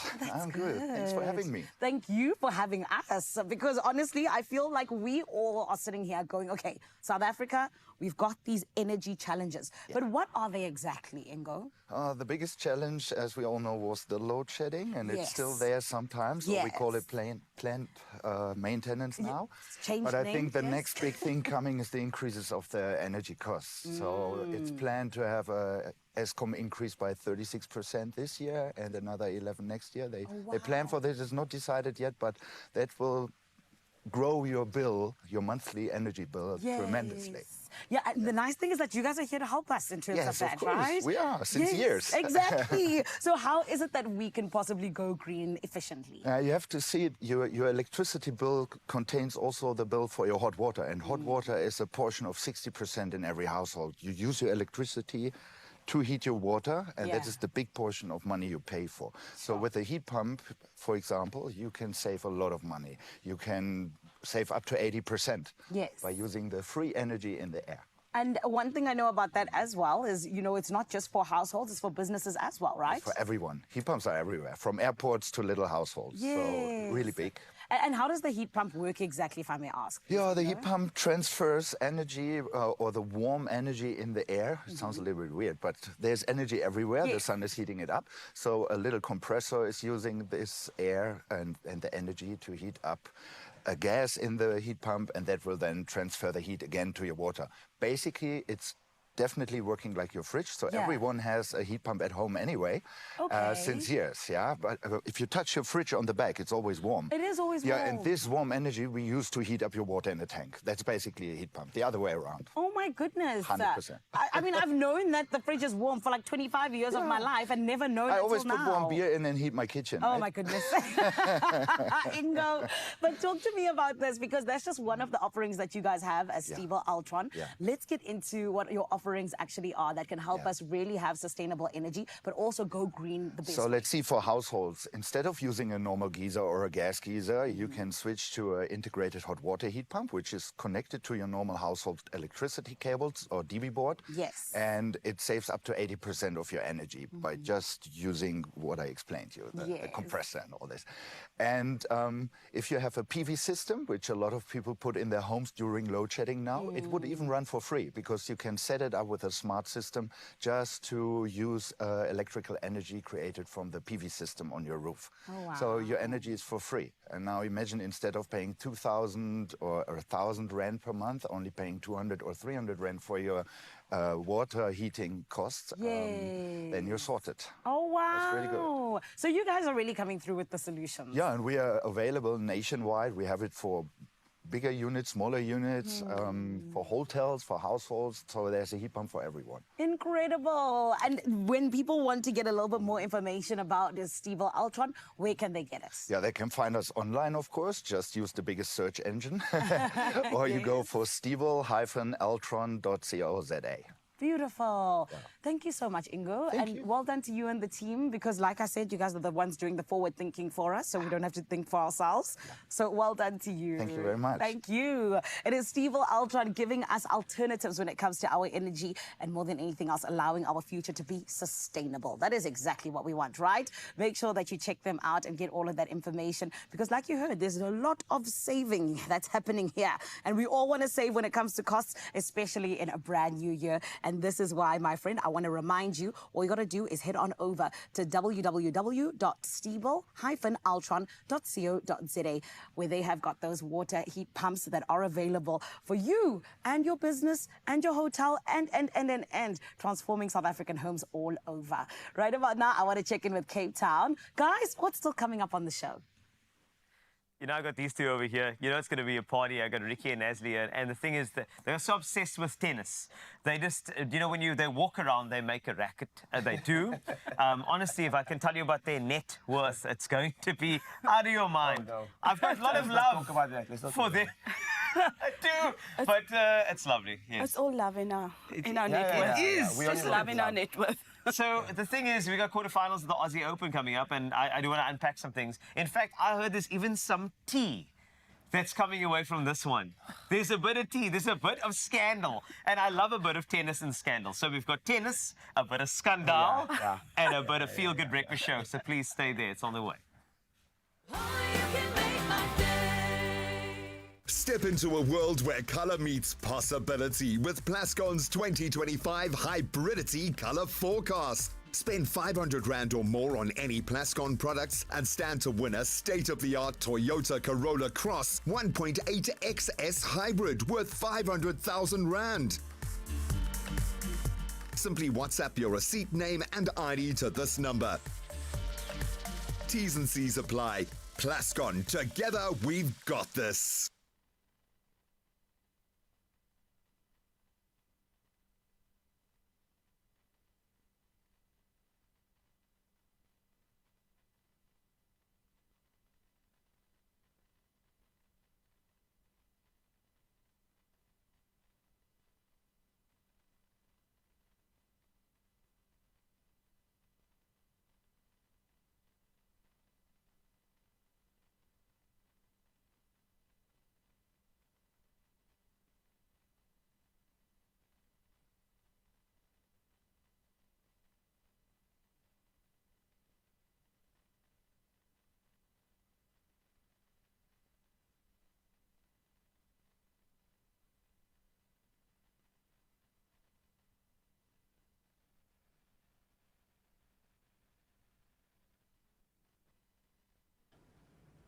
The Portuguese.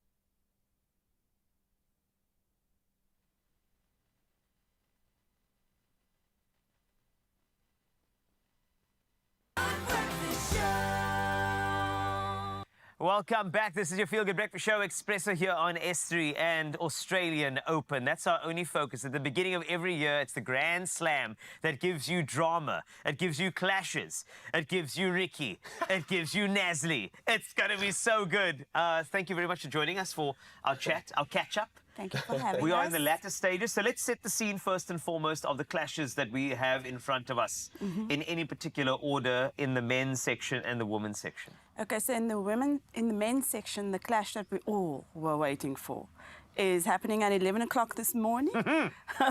Carlos and Novak. Yes. Right? In the beginning of this tournament, I would have said Carlos is winning in straights. Yes. Now some controversy has happened at the Australian Open, and Djokovic, in my mind, thrives in controversy. It's a shot in the arm that he loves.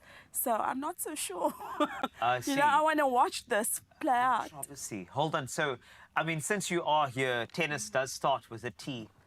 Let's spill some, shall we? What's the problem? So it really started with Daniel Collins, and she had a on-court interview, played against an Australian, didn't like the crowd. They asked Djokovic his opinion. He said he loved the way she handled the on-court interview. Channel 9 news presenter, his name's Tony, came hard for Djokovic, and then Djokovic refused his last on-court interview. I got you. And said, I won't give an interview until you apologize.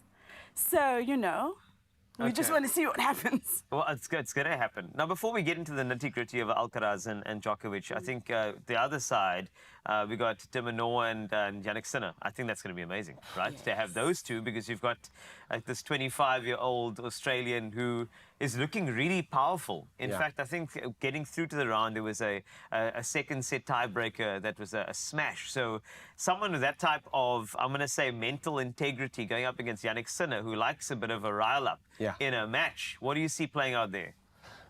The match of Rune and Sinner, I think may be giving De Minaur just a little bit of confidence going into that match. Yeah. Because the Rune-Sinner match exposed Sinner a little. Yes. That he can get tired. You know, there were many points where he was hunched over.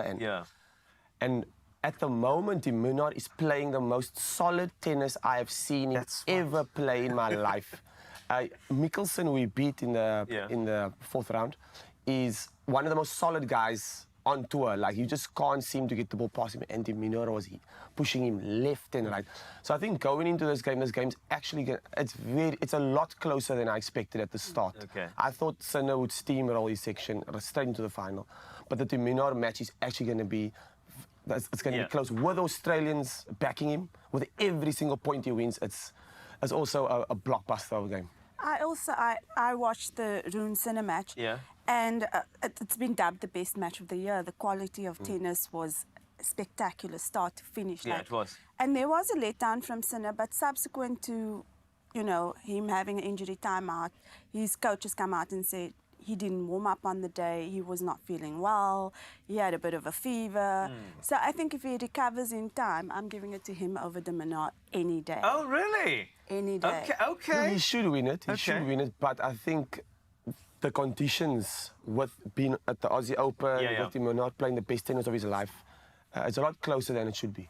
Also, one other thing, the court is a lot slower than in previous years, or so players have reported, which is why Iga is just thriving on that surface. The ball is bouncing a little slower. Some players have even said it's playing like a clay court.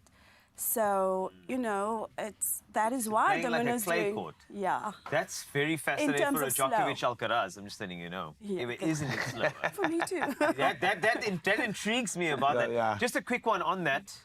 What are we looking forward to in that game? I mean, yes, controversy, but a court like that, having Alcaraz and Djokovic played in there, who does it favour better if it is playing slower? So both those players are very versatile. They can play both hard courts and clay courts. But I'm going to go with Alcaraz will outlast Djokovic on a slow court if it goes the distance. Physically.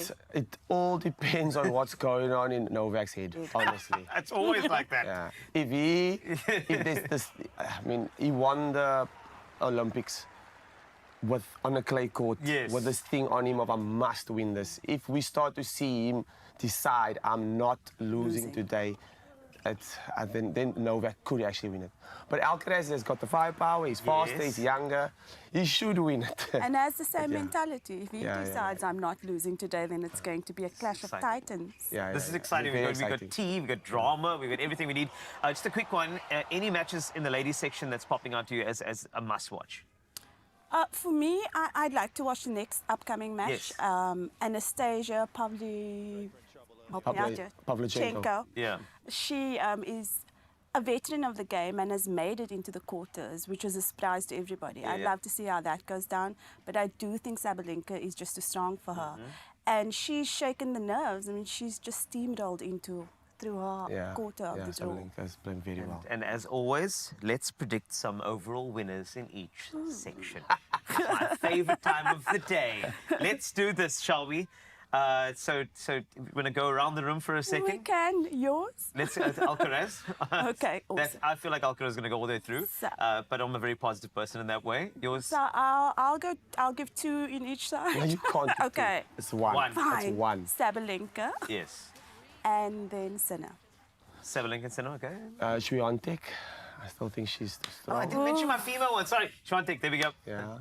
Swiatek and then Sinner also, yes, yeah. Sinner? Sinner as well, yes. Really? Okay. You no love for Alcaraz. Okay, guys, I see how you go there. Well, you know what? It's one of those things. Aussie Open, it provides you with such great action. And as we go through the latter parts of the tournament, I'm counting on both of you to please return with more tea. Yeah. And more tennis, please. So that you I'll can come tell. with the tennis. I'll come with the tennis. So that you can tell, I told you so. Yes, I've done this before. I'm just saying I have done it before, but whoever your favorites are, make sure you watch the Aussie Open, and we'll be unpacking it with you on your Feel Good Breakfast Show as we get on over to your news headlines. The wrap-up for you. Here's Carissa. A minute before 8 o'clock, let's get into that final bit of news for today. Nationally, during the past holiday season, 1,502 people died on South African roads, an increase of 70 from the previous year. Now, Transport Minister Barbara Creecy released the road safety report, highlighting a rise in fatalities across 6 provinces: KwaZulu-Natal, Eastern Cape, Free State, Limpopo, Northern Cape, and the Northwest.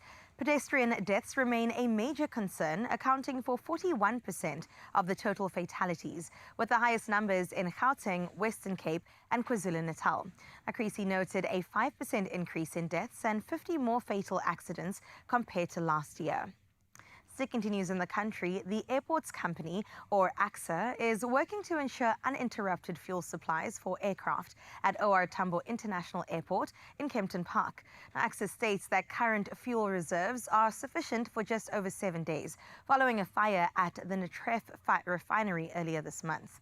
The refinery is expected to resume operations by the end of next month.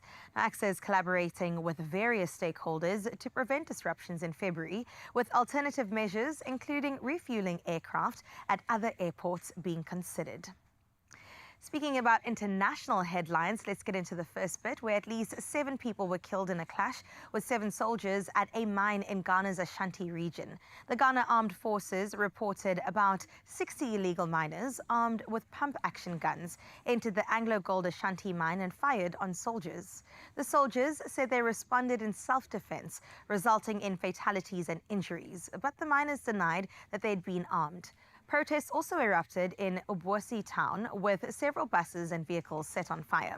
Now, President John Mahama has ordered an investigation into the matter.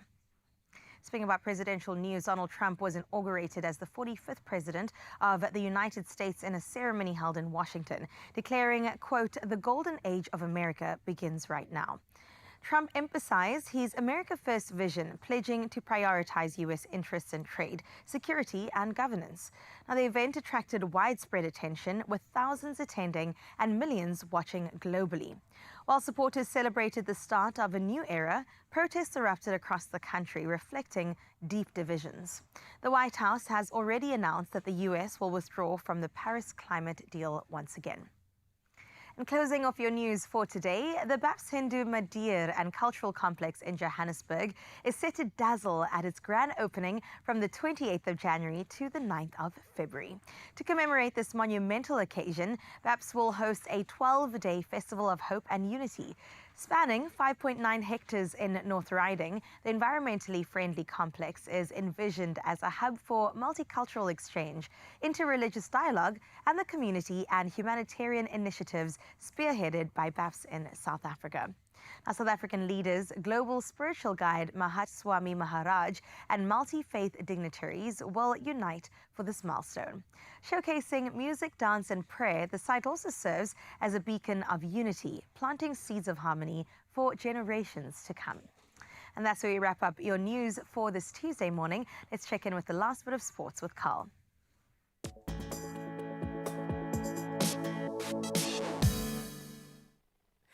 Let's wrap it up sporting-wise. South Africa's under-19 women's squad dominated Samoa's under-19 women's squad at the ICC under-19 Women's T20 World Cup, securing a crushing win at the Borneo Cricket Ground. Tabiseng Nini's stellar 3-for-4 spell led Samoa to collapse for just 16 runs. South Africa chased the target in under 2 overs, showcasing their tournament strength. Now on to athletics. South African 100-meter hurdles champion Marion Fourie smashed the national indoor 60-meter hurdles record in Luxembourg, clocking 7.91 seconds in the heats and 7.98 seconds in the final. Both times eclipsed Rikke Netsteenkamp's 2020 record of 8.17 seconds. Fourie now heads to the World Indoor Championships in Nanjing this March. On to rugby. France will miss Anthony Gelonche at the start of their Six Nations campaign after his withdrawal due to unspecified reasons. The Toulouse forward, recently back from a long knee injury, is replaced by Racing 92's Romain Taufifenua, and France faces Wales in their opener in Paris. That'll be on the 31st of January. And wrapping up with Aussie Open action, defending champion Yannick Sinner battled scorching heat and a net break to secure a spot in the Australian Open quarterfinals. Sinner overcame Holger Rune 6-3, 3-6, 6-3 and 6-2 in a grueling match at the Rod Laver Arena, setting up a showdown with Australia's 8th seed Alex de Minaur. That's it for your sporting action on your Feel Good Breakfast Show. Let's take a last look at your traffic. Here's Anele.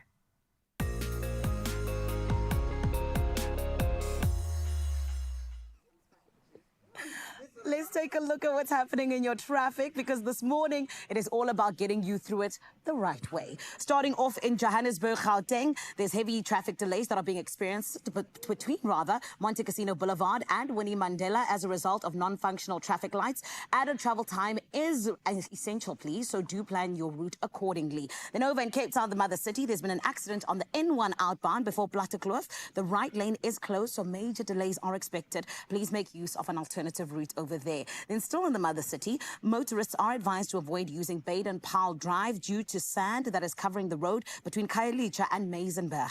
Wherever the road leads, we got you this morning, and we want to make sure that you get there safely. Right about now, let's check out what's happening in your weather.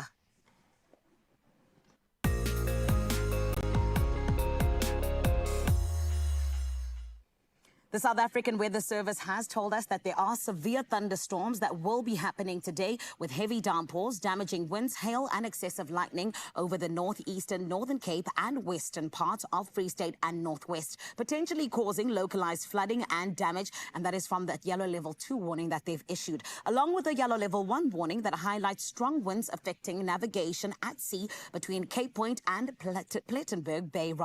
Additionally, extremely high fire danger conditions are expected in Northern Cape and southwestern Free State. Please make sure that you take caution where you need to, and more than anything else, make sure that you keep yourself protected. Right now, I want us to jump on into our sunrise view, because this morning, Lucille from Cape Teasy, oh honey, what you are doing here is all the right things. What do you mean when you talk about this beautiful sunrise view? There is the water, there are the rocks, there's even a little bit of greenery. I am obsessed, and Lucille, thank you for doing your country duty so beautifully. It is always so lovely to see what you're waking up to right here on your Feel Good Breakfast Show. Right now, let's jump on into those temperatures and see what you can expect for the day.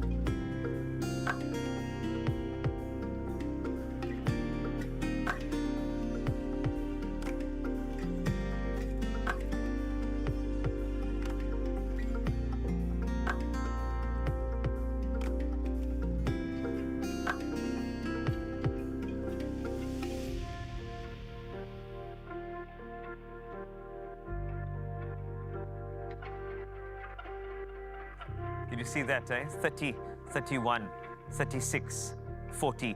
I mean, that actually sounds like it could be Powerball numbers. You never know. Well, Mzansi, you can win big when you play Powerball and Powerball Plus for 125 million rand in total estimated jackpots this Tuesday. I don't think you should be waiting. Nope. Play Powerball for an estimated 93 million rand and Powerball Plus for an estimated 32 million rand, and you can do that today. You can buy your tickets now in store. You can always just go onto the website, which is nationallottery.co.za. The mobile app, cell phone banking is a good option, or you can simply dial *120 *7529 hash. That is for USSD. We posted all the details on our Expresso social media pages, so go check them out. And don't forget to panda, push up, play Powerball and Powerball Plus for 125 million rand in total estimated jackpot jackpots, that's today. And you can become the next big multi-millionaire, so play now.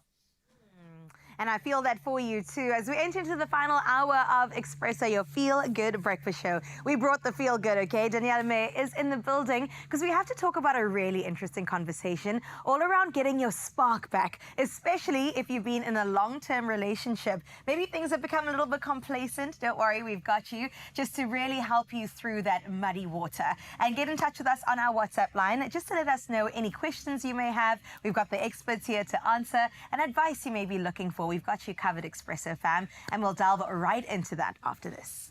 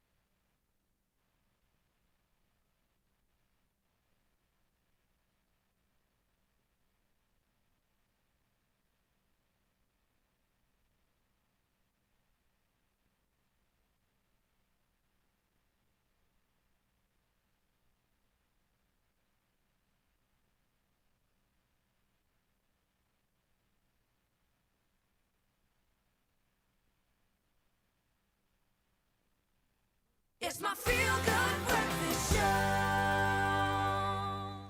Welcome back. This is your feel-good breakfast show, Expresso. And as you know, it's Relationship Tuesday. It is. And we love delving into every single topic that a lot of people don't want to talk about, but we'll talk about it because we have the perfect people to talk about it with. Now, the thing is, in a relationship, you can have a nice, lovely, long-term relationship and things can get very, very comfortable very quickly. But then, what then? It's like, yes, this is my person. Then it's my roommate. Then it's like just that person that's going to be there. And then what about the burning desire, the connection, the emotional intimacy? Where does that go? Oh my Where do we goodness. find it again? And that's why we brought one of our favorites over here. We have a renowned family therapist, I love her. a divorce mediator, an extraordinaire when it comes to anything relationship. Oh, come on a now. parenting coordinator, by the way. Come on. Can I get an amen? Yes.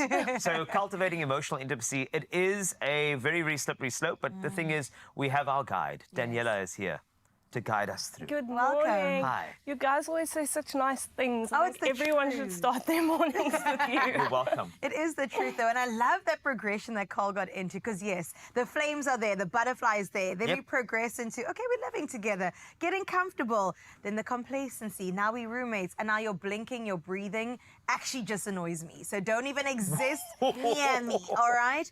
And that's something we don't want at the end because then it can get Completely. unhealthy, right? So Yeah. we got to talk about this really, I would even call it a pandemic that's happening with long-term relationships because we need some intervention here. How does it even happen that people go down that path? You know, I think that it's a normal reaction to Yeah. something that you become so used to.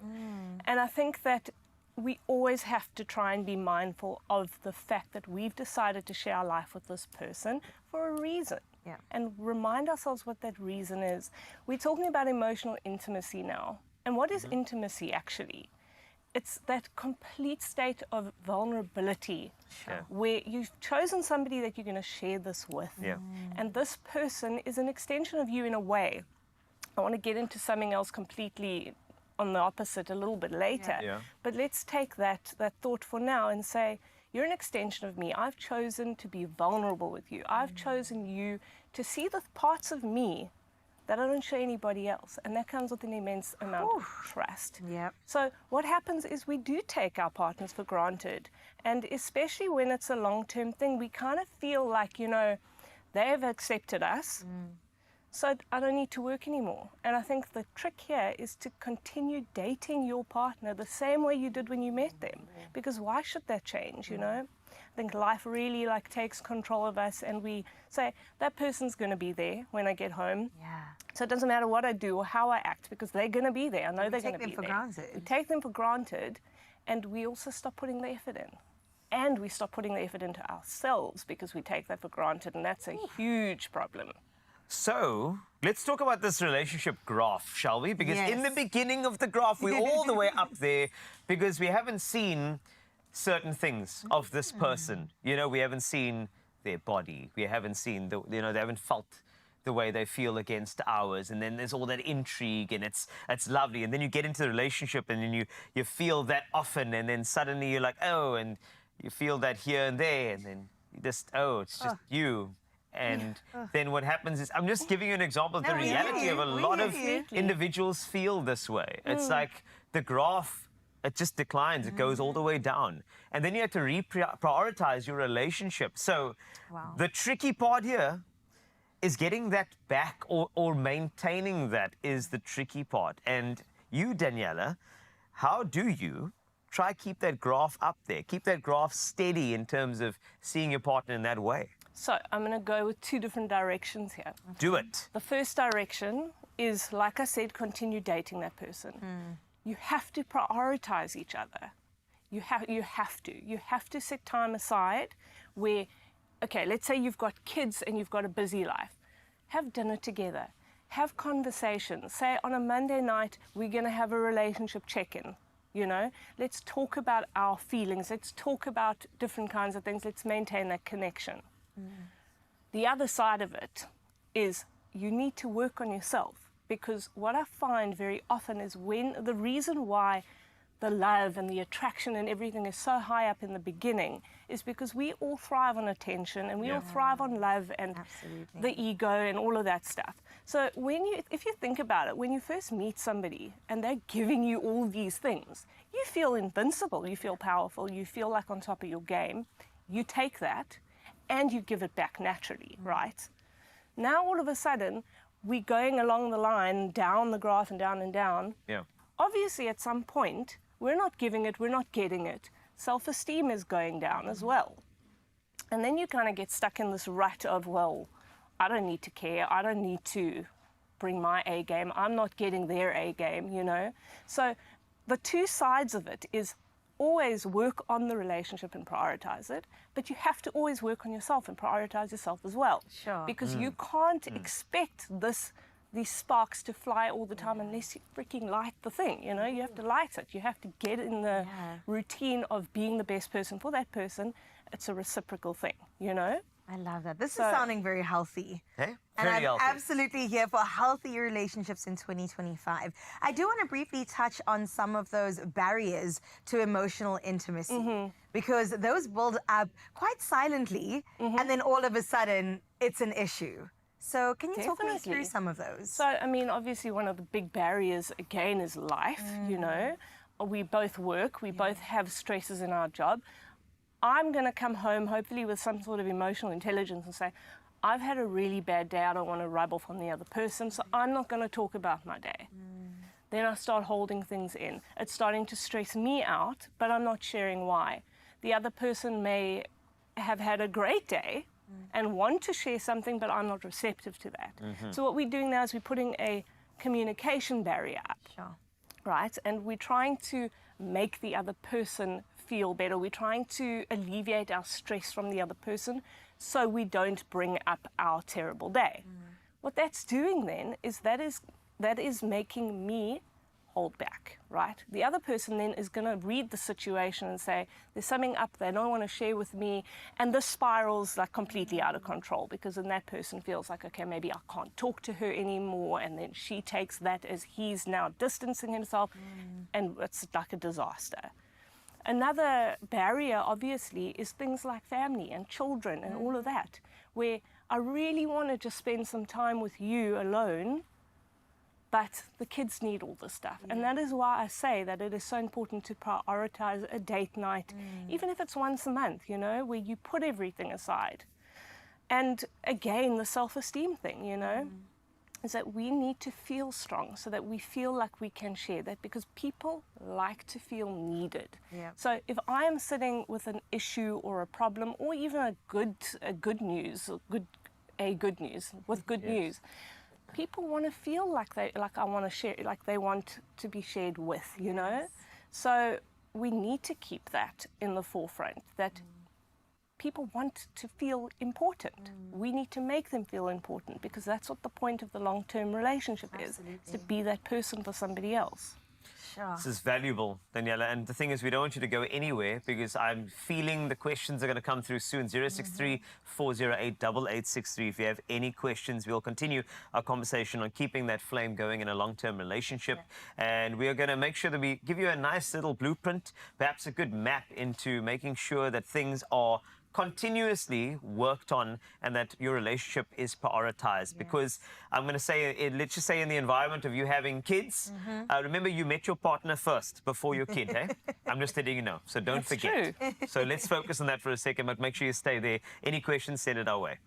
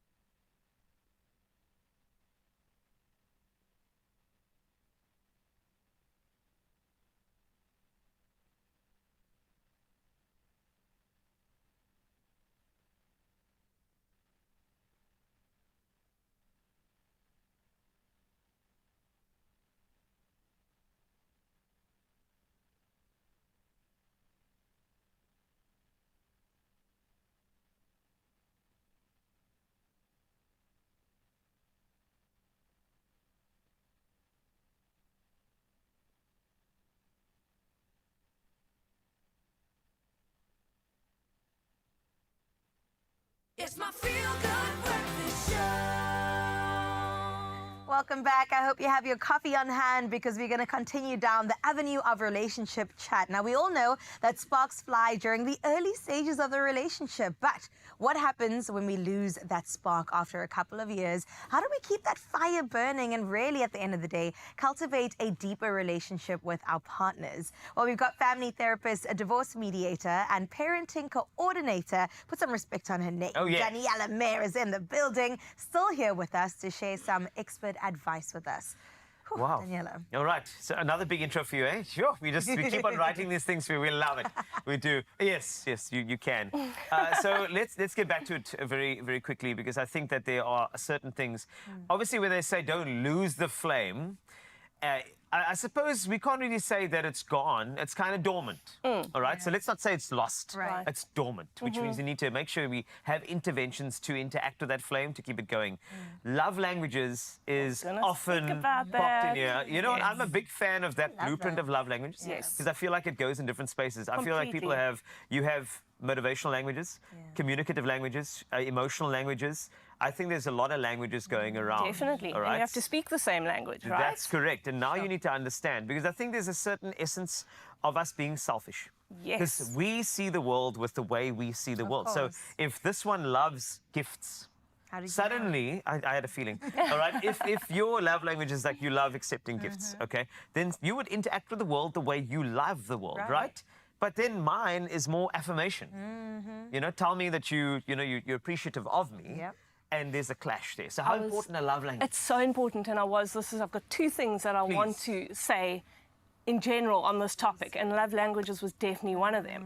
And the thing is that we spend so much time saying love language, you don't love me the way you don't care about my love, you haven't listened. The point is that there are specific love languages which guide us, and that really speaks to a person's I don't want to say character, but just the way that you interact with them, as you've quite rightly said. Yeah. So, like, if my love language is words of affirmation, that's great. I want you to speak to me and deal with me in that way. And like you said, your love language might be gifts, right? And I think this is the confusing part, is that because my whole life I've loved and I've accepted words of affirmation as a sign that somebody loves me. Yeah. Yes. I think that's what everybody wants as well.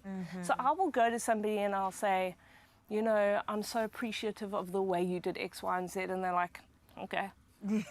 Cool, man. Cool.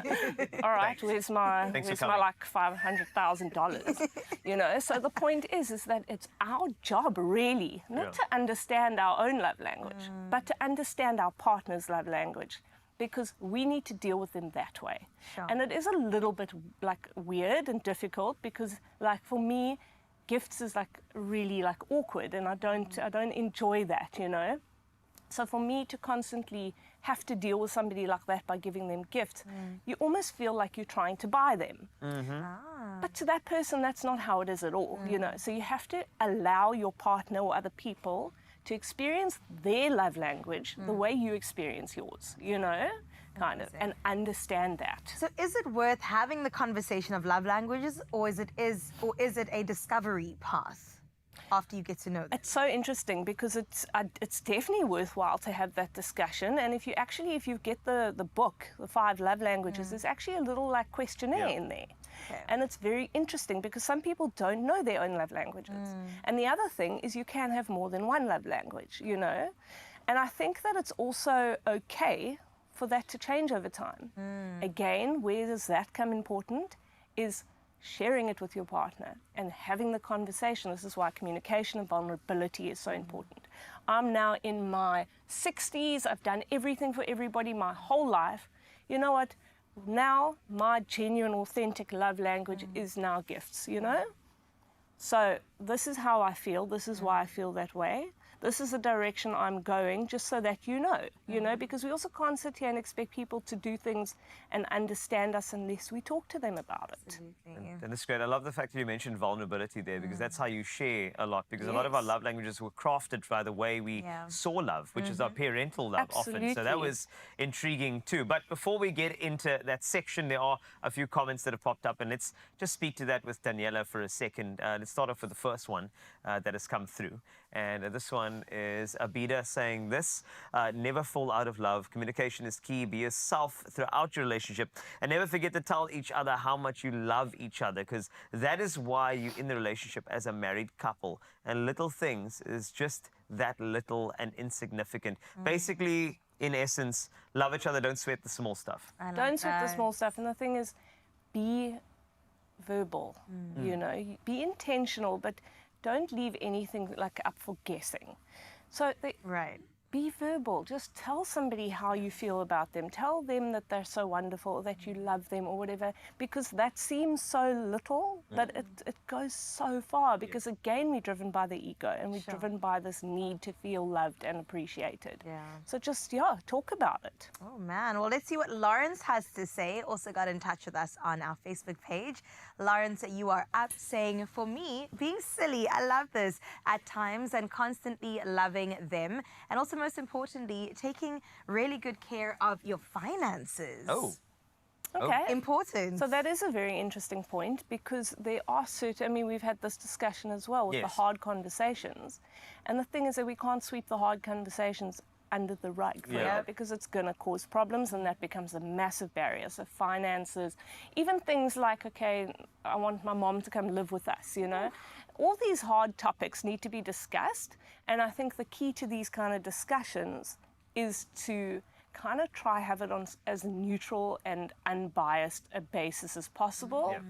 Perhaps you need to have those with a professional if you can't come right by yourselves, but like to really try and listen and understand each other's points of view before you get emotional about it.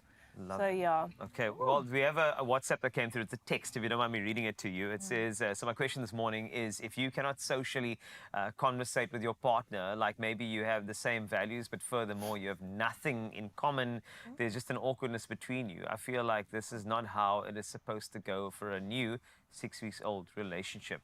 Am I putting too much pressure, expecting so much already, or do we just not gel? And mind you, he's not the type I usually would go for. I thought that maybe trying something new would work since my previous type of guys do not work out. I usually get along and have long chats with anyone, but with this person whom I care about, it seems difficult. I'm a very social person, love talking, laughing and interacting with people, whereas he's cool, calm and collected, very reserved, I'd say. I'm afraid that it would continue like this in future and that it would not be enough for me. What can I do, Daniela? If that was understandable. You see what the situation is there.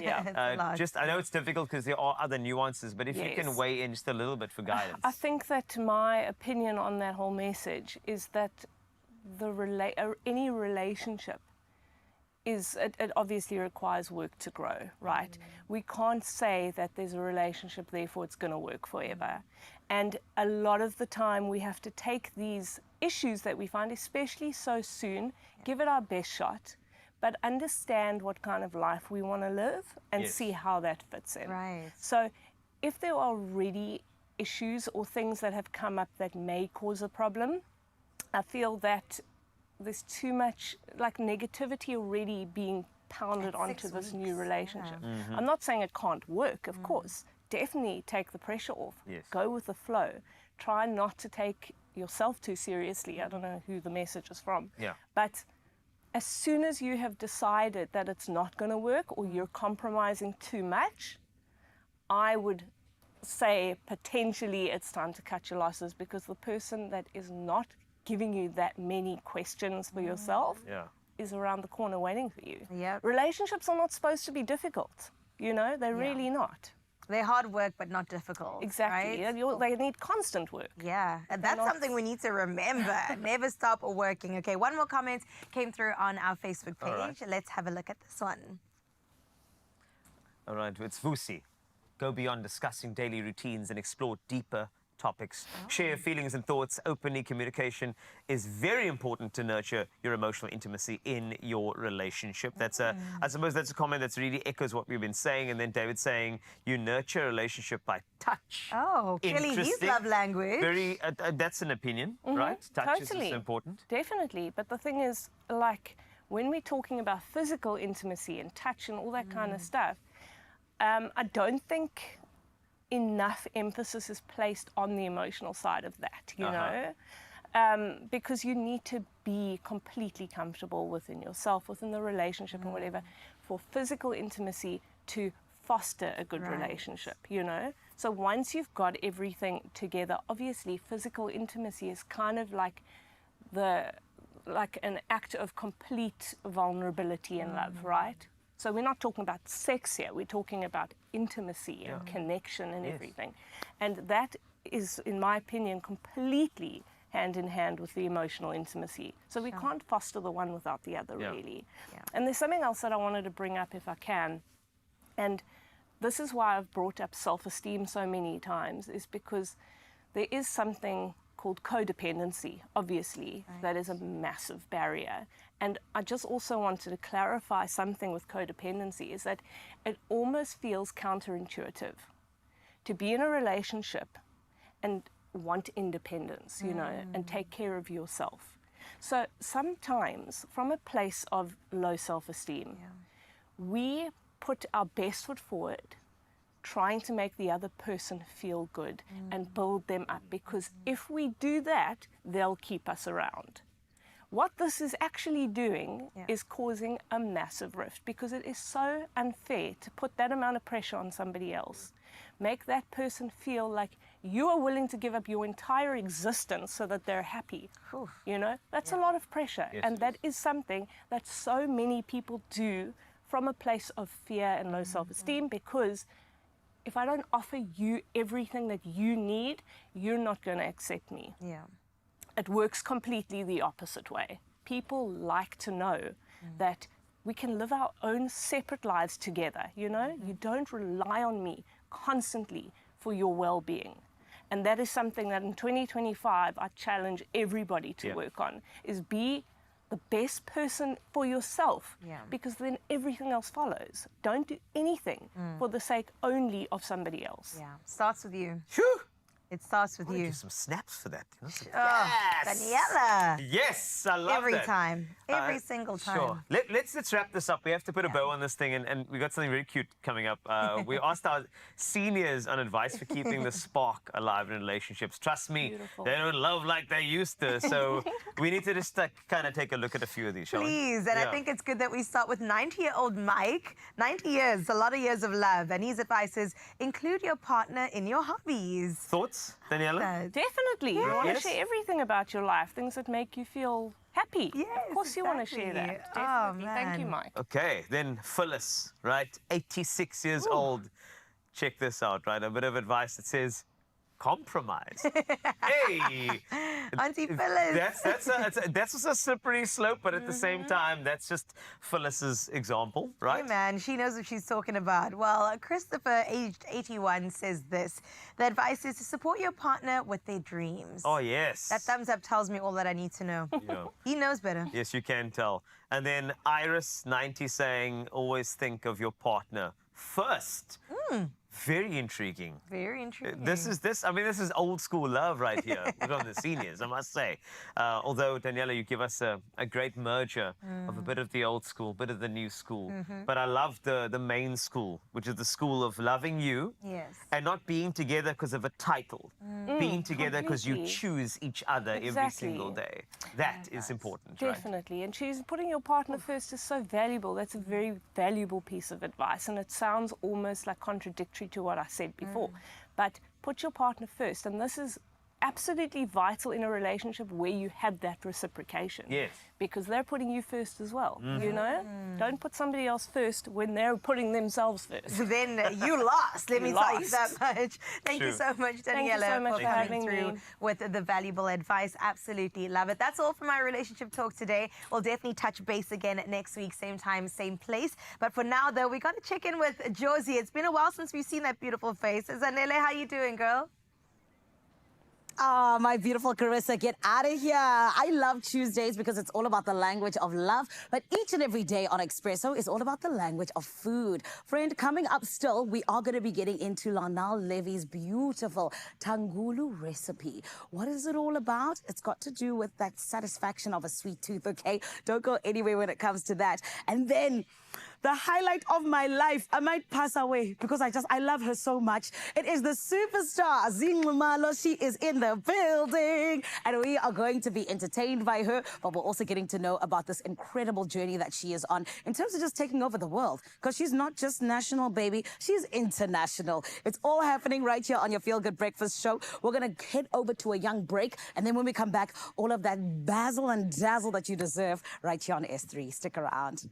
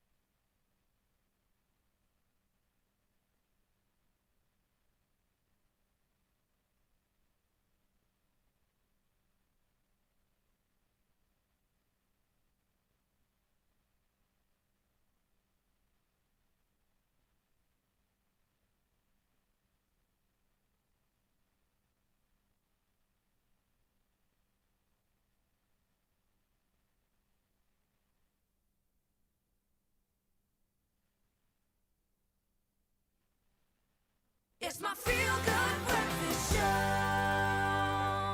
Oh, yes, this is where you need to be on a Tuesday, because choosing to be anywhere else, it's wrong, especially when we're hanging out with a superstar like Zinqumalo. She has my heart. I love her so much. Only 22 years old, taking over the world. Honey, she's seen parts of the UK, parts of Africa that just absolutely love her, but more than anything else, she is taking South Africa to the world. And she is in Jaya game and showing everybody the name, Zinqumalo, that is doing the things that need to be done. Everybody, let's give her a feel-good welcome, please.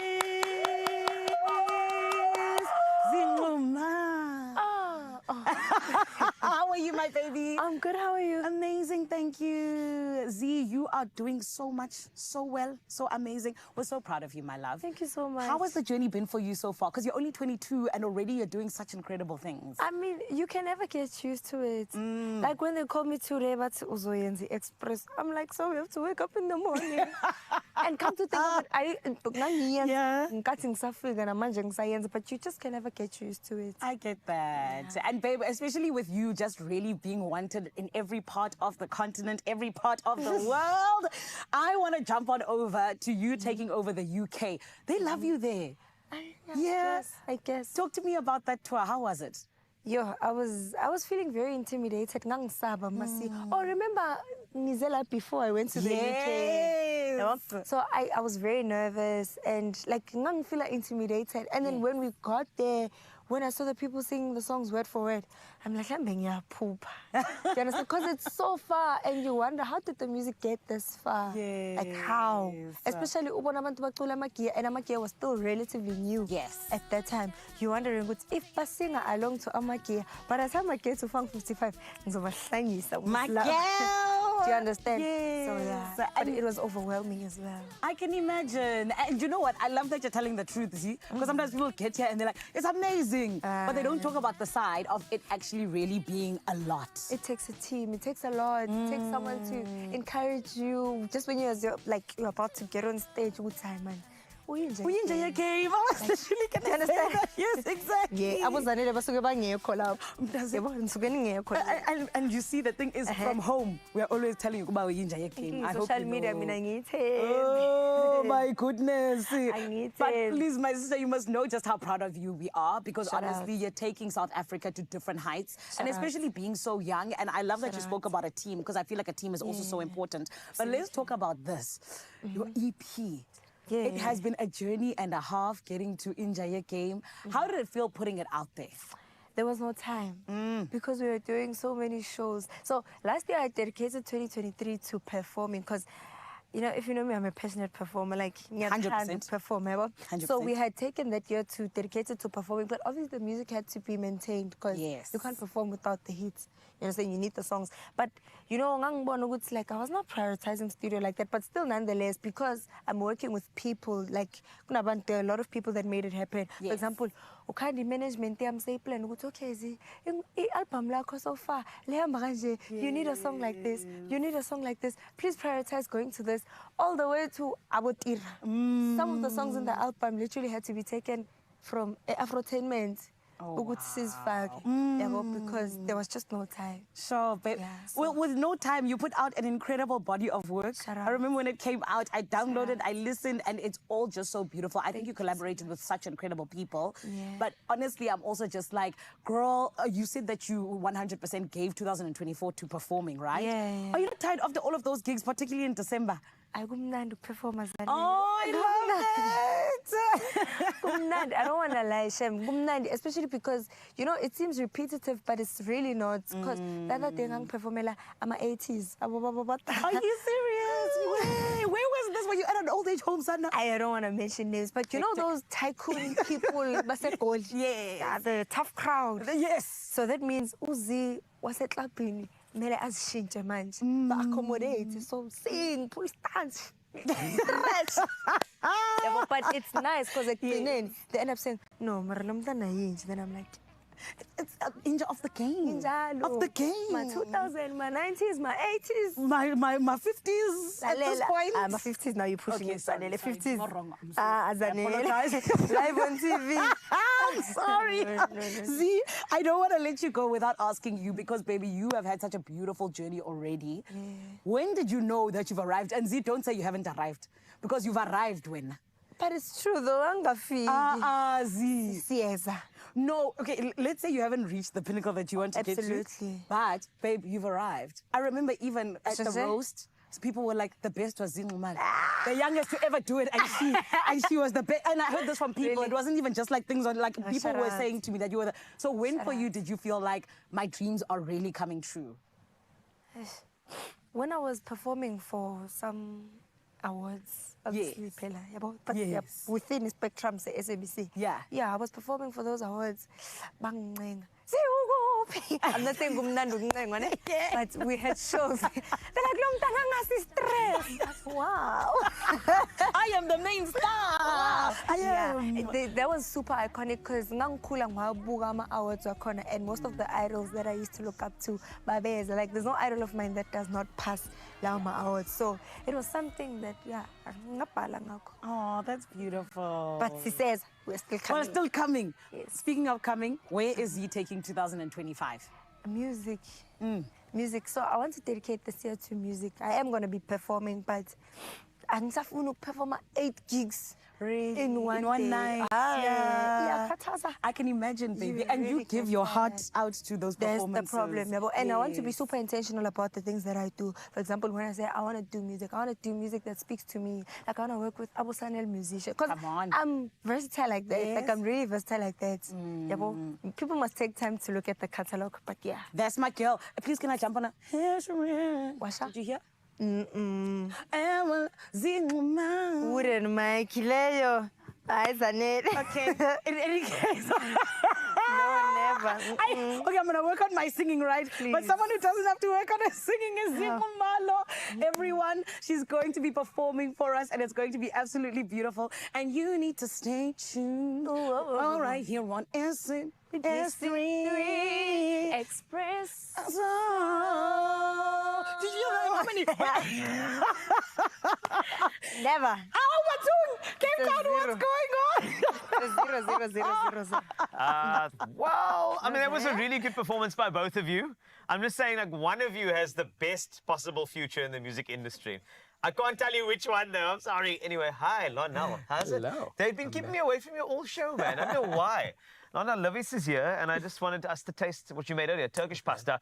Pasta with yogurt in it. I've actually never tasted a pasta with yogurt in it, but let's give it a shot, right? Okay, let's go. Okay, cool. Oh, by the way, if I don't like it, can I tell you? You can. Thank you very much. That's okay. Because they don't do that on TV often. I can tell you there's some people, right? Some people's face, it doesn't really hide what things taste like. Are you ready? Okay. Go.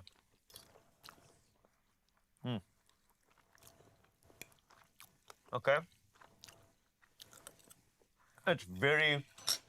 The yogurt actually works. It works. It really works.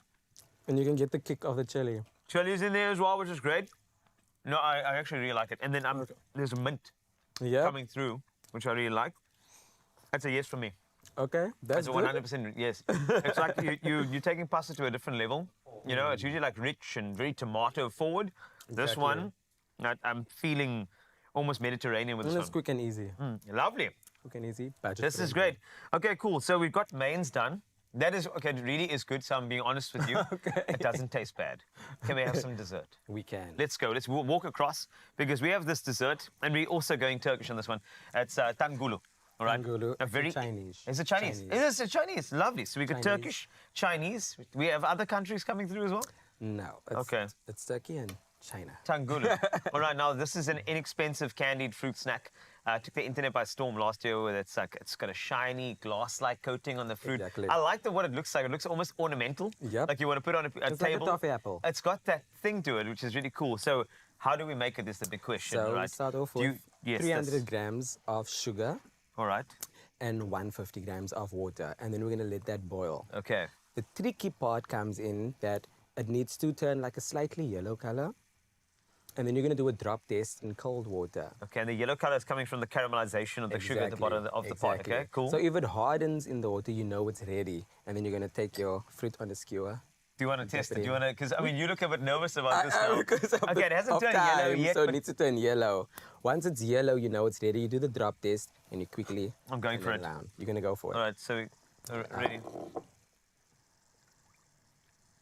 So it's not ready. It's yet. not ready yet. So it needs to boil. It needs longer. to boil a bit longer. Yes, That's yes, fine. Yes, until Because it's what we're yellow. looking for is for it to immediately seize in Exactly. the ice water, right? Exactly. Okay.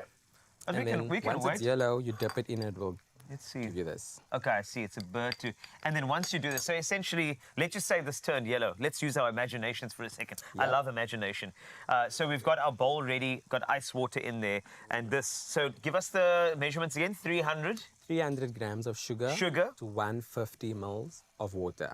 And overheat, we're going to hit that go through. Exactly. Don't stir. Just let it do its thing. Caramelize. Yes. Once yes, we've yes. got that, we've got our fruit. We dip it in. And Turn then it do we around, drop it into the and ice? you drop it into the ice, and it immediately? will harden. And then we get, Yep, you get this. which is very cool. That's like a toffee. This is like a toffee apple thing.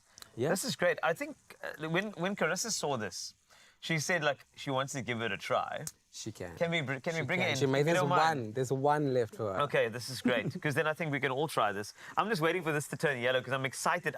I really want us to get it. I want to experience what this is. Okay. And if we actually want to try the pasta, but I'll do it. Oh, okay. Sorry. You guys said it was so good. Does it knock? Like if we? Yep.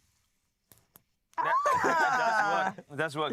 So just in terms of the fruits that you can use on this on a skewer. So you got blueberries in here, Yep. which is great. So we can take the seasonal fruits. Exactly. Strawberries here, pineapple is another thing. You can. I'm sure you can cut up apple to get the toffee apple. You can. Right? It smells like toffee apple. I've done pineapple as well. Okay, great. Oh. Any other fruits that you've done? Watermelon. What? Watermelon? Yep. Wouldn't it break down in the heat? Or is it fine? It does, but it's still crystalline. If you got that right, you're Yes. good to go. Okay, cool. It won't melt. It's hard, and you Wow. dip it immediately in the water. How about like a and it'll nachi? I haven't tried it, but they do that. They do. Yep. Like an And it's segment, perfect eh? for Yeah. ASMR, you know, with the That mic. is- and- I love ASMR. Let's give it a taste here.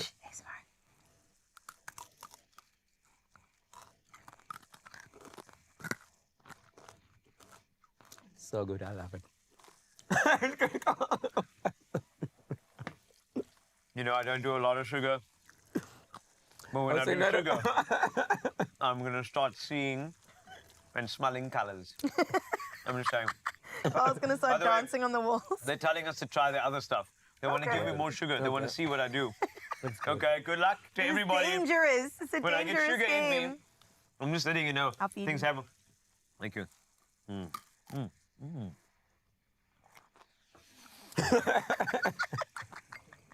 I just wanted to know. Is the strawberry better? I feel like it's probably better, hey? I feel like I can do live TV calculus. I'm sitting down. This is so good. Give the man an No, equation no, no, right no, no. now. Please try that. It's better, hey? And highly Want me to recommend. feed you too? No, no. This is so good. Yes. Oh, you didn't get much Yes, do it. sugar. Tangulu. I hope you put this on expressoshow.com. This is such a cool idea. I'm waiting for this to get yellow. Ooh, I just dropped that in there. Hey, maybe it's ready. Who knows? But yes, I like the strawberry it better. is going a bit yellow. Can I give it another test to see if we can do one before we have to? Okay, here we go. Almost there. Almost there. Nearly So this there. goes yellow. You know the recipe. We got it at expressoshow.com. But you've been wonderful today. Thank you so much. Thank eh? you for You've been having me. sensational. Love you. Thank you. And give us a handle so we can follow you for all these recipes. So and it more. is @Lonel on TikTok. Yes. And @Lonel Levis on Instagram. And Levis is spelled how? Just tell us again. LEWIES. There we go. Levis la vida loca. Levis la vida loca. Also, coming up, talking about this music vibe, we got Zine Khumalo. It's coming up. It'll give you a most amazing performance that you cannot miss. In fact, the performance, they say, tastes just like this. So stick around. So sweet. Uh-huh. Oh, cool, good. A whole season ahead, a myriad of possibilities.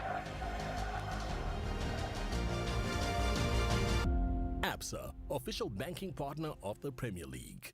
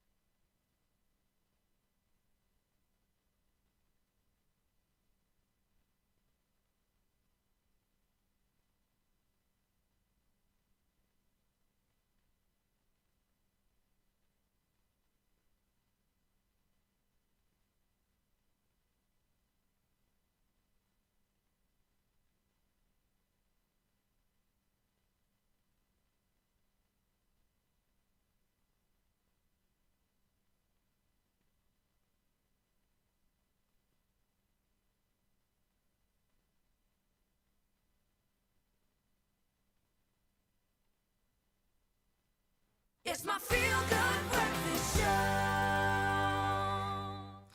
Welcome back. Welcome back. Yes.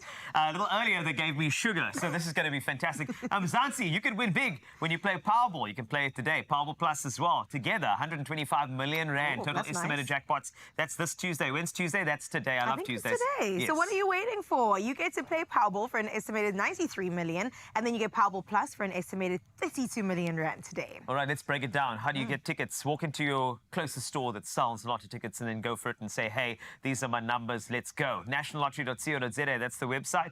Mobile app works perfectly, cell phone banking, or simply dial *120 *7529 hash. That is for you, SST. Oh, I love that. Now, we posted all these details on our Expresso social pages. Go watch Carl while out on sugar. And then also check the numbers out. To Panda Pusha Play Powerball and Powerball Plus, 125 million rand is what you can expect in total estimated jackpots today. And you could just be the next big millionaire. Did I maybe have too much sugar? I think we both had way too much sugar. You know what? What burns sugar off is dancing. Ooh. So, Z Khumalo, please help us out, okay? We want to do a little bit of a... Here we go, Zanele. Oh, Here we go. yes. She's a queen of dance, guys. She got this, okay? And listen properly.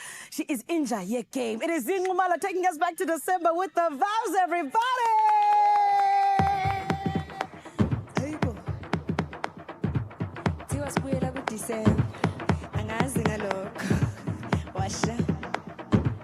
I hope everyone is having a good day and enjoy the rest of it.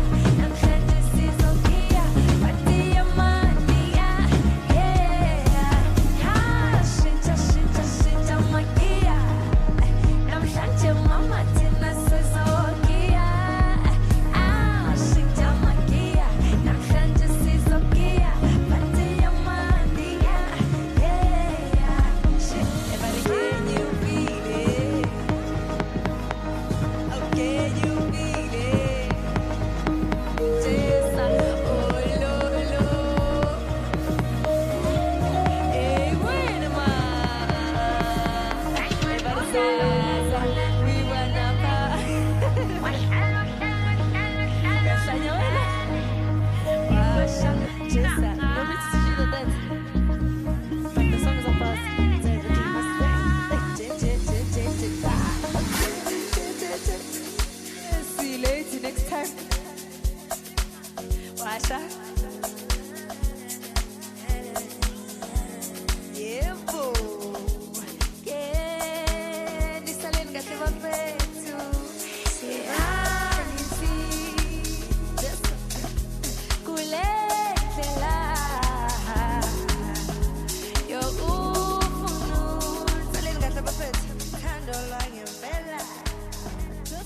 Another feel-good production.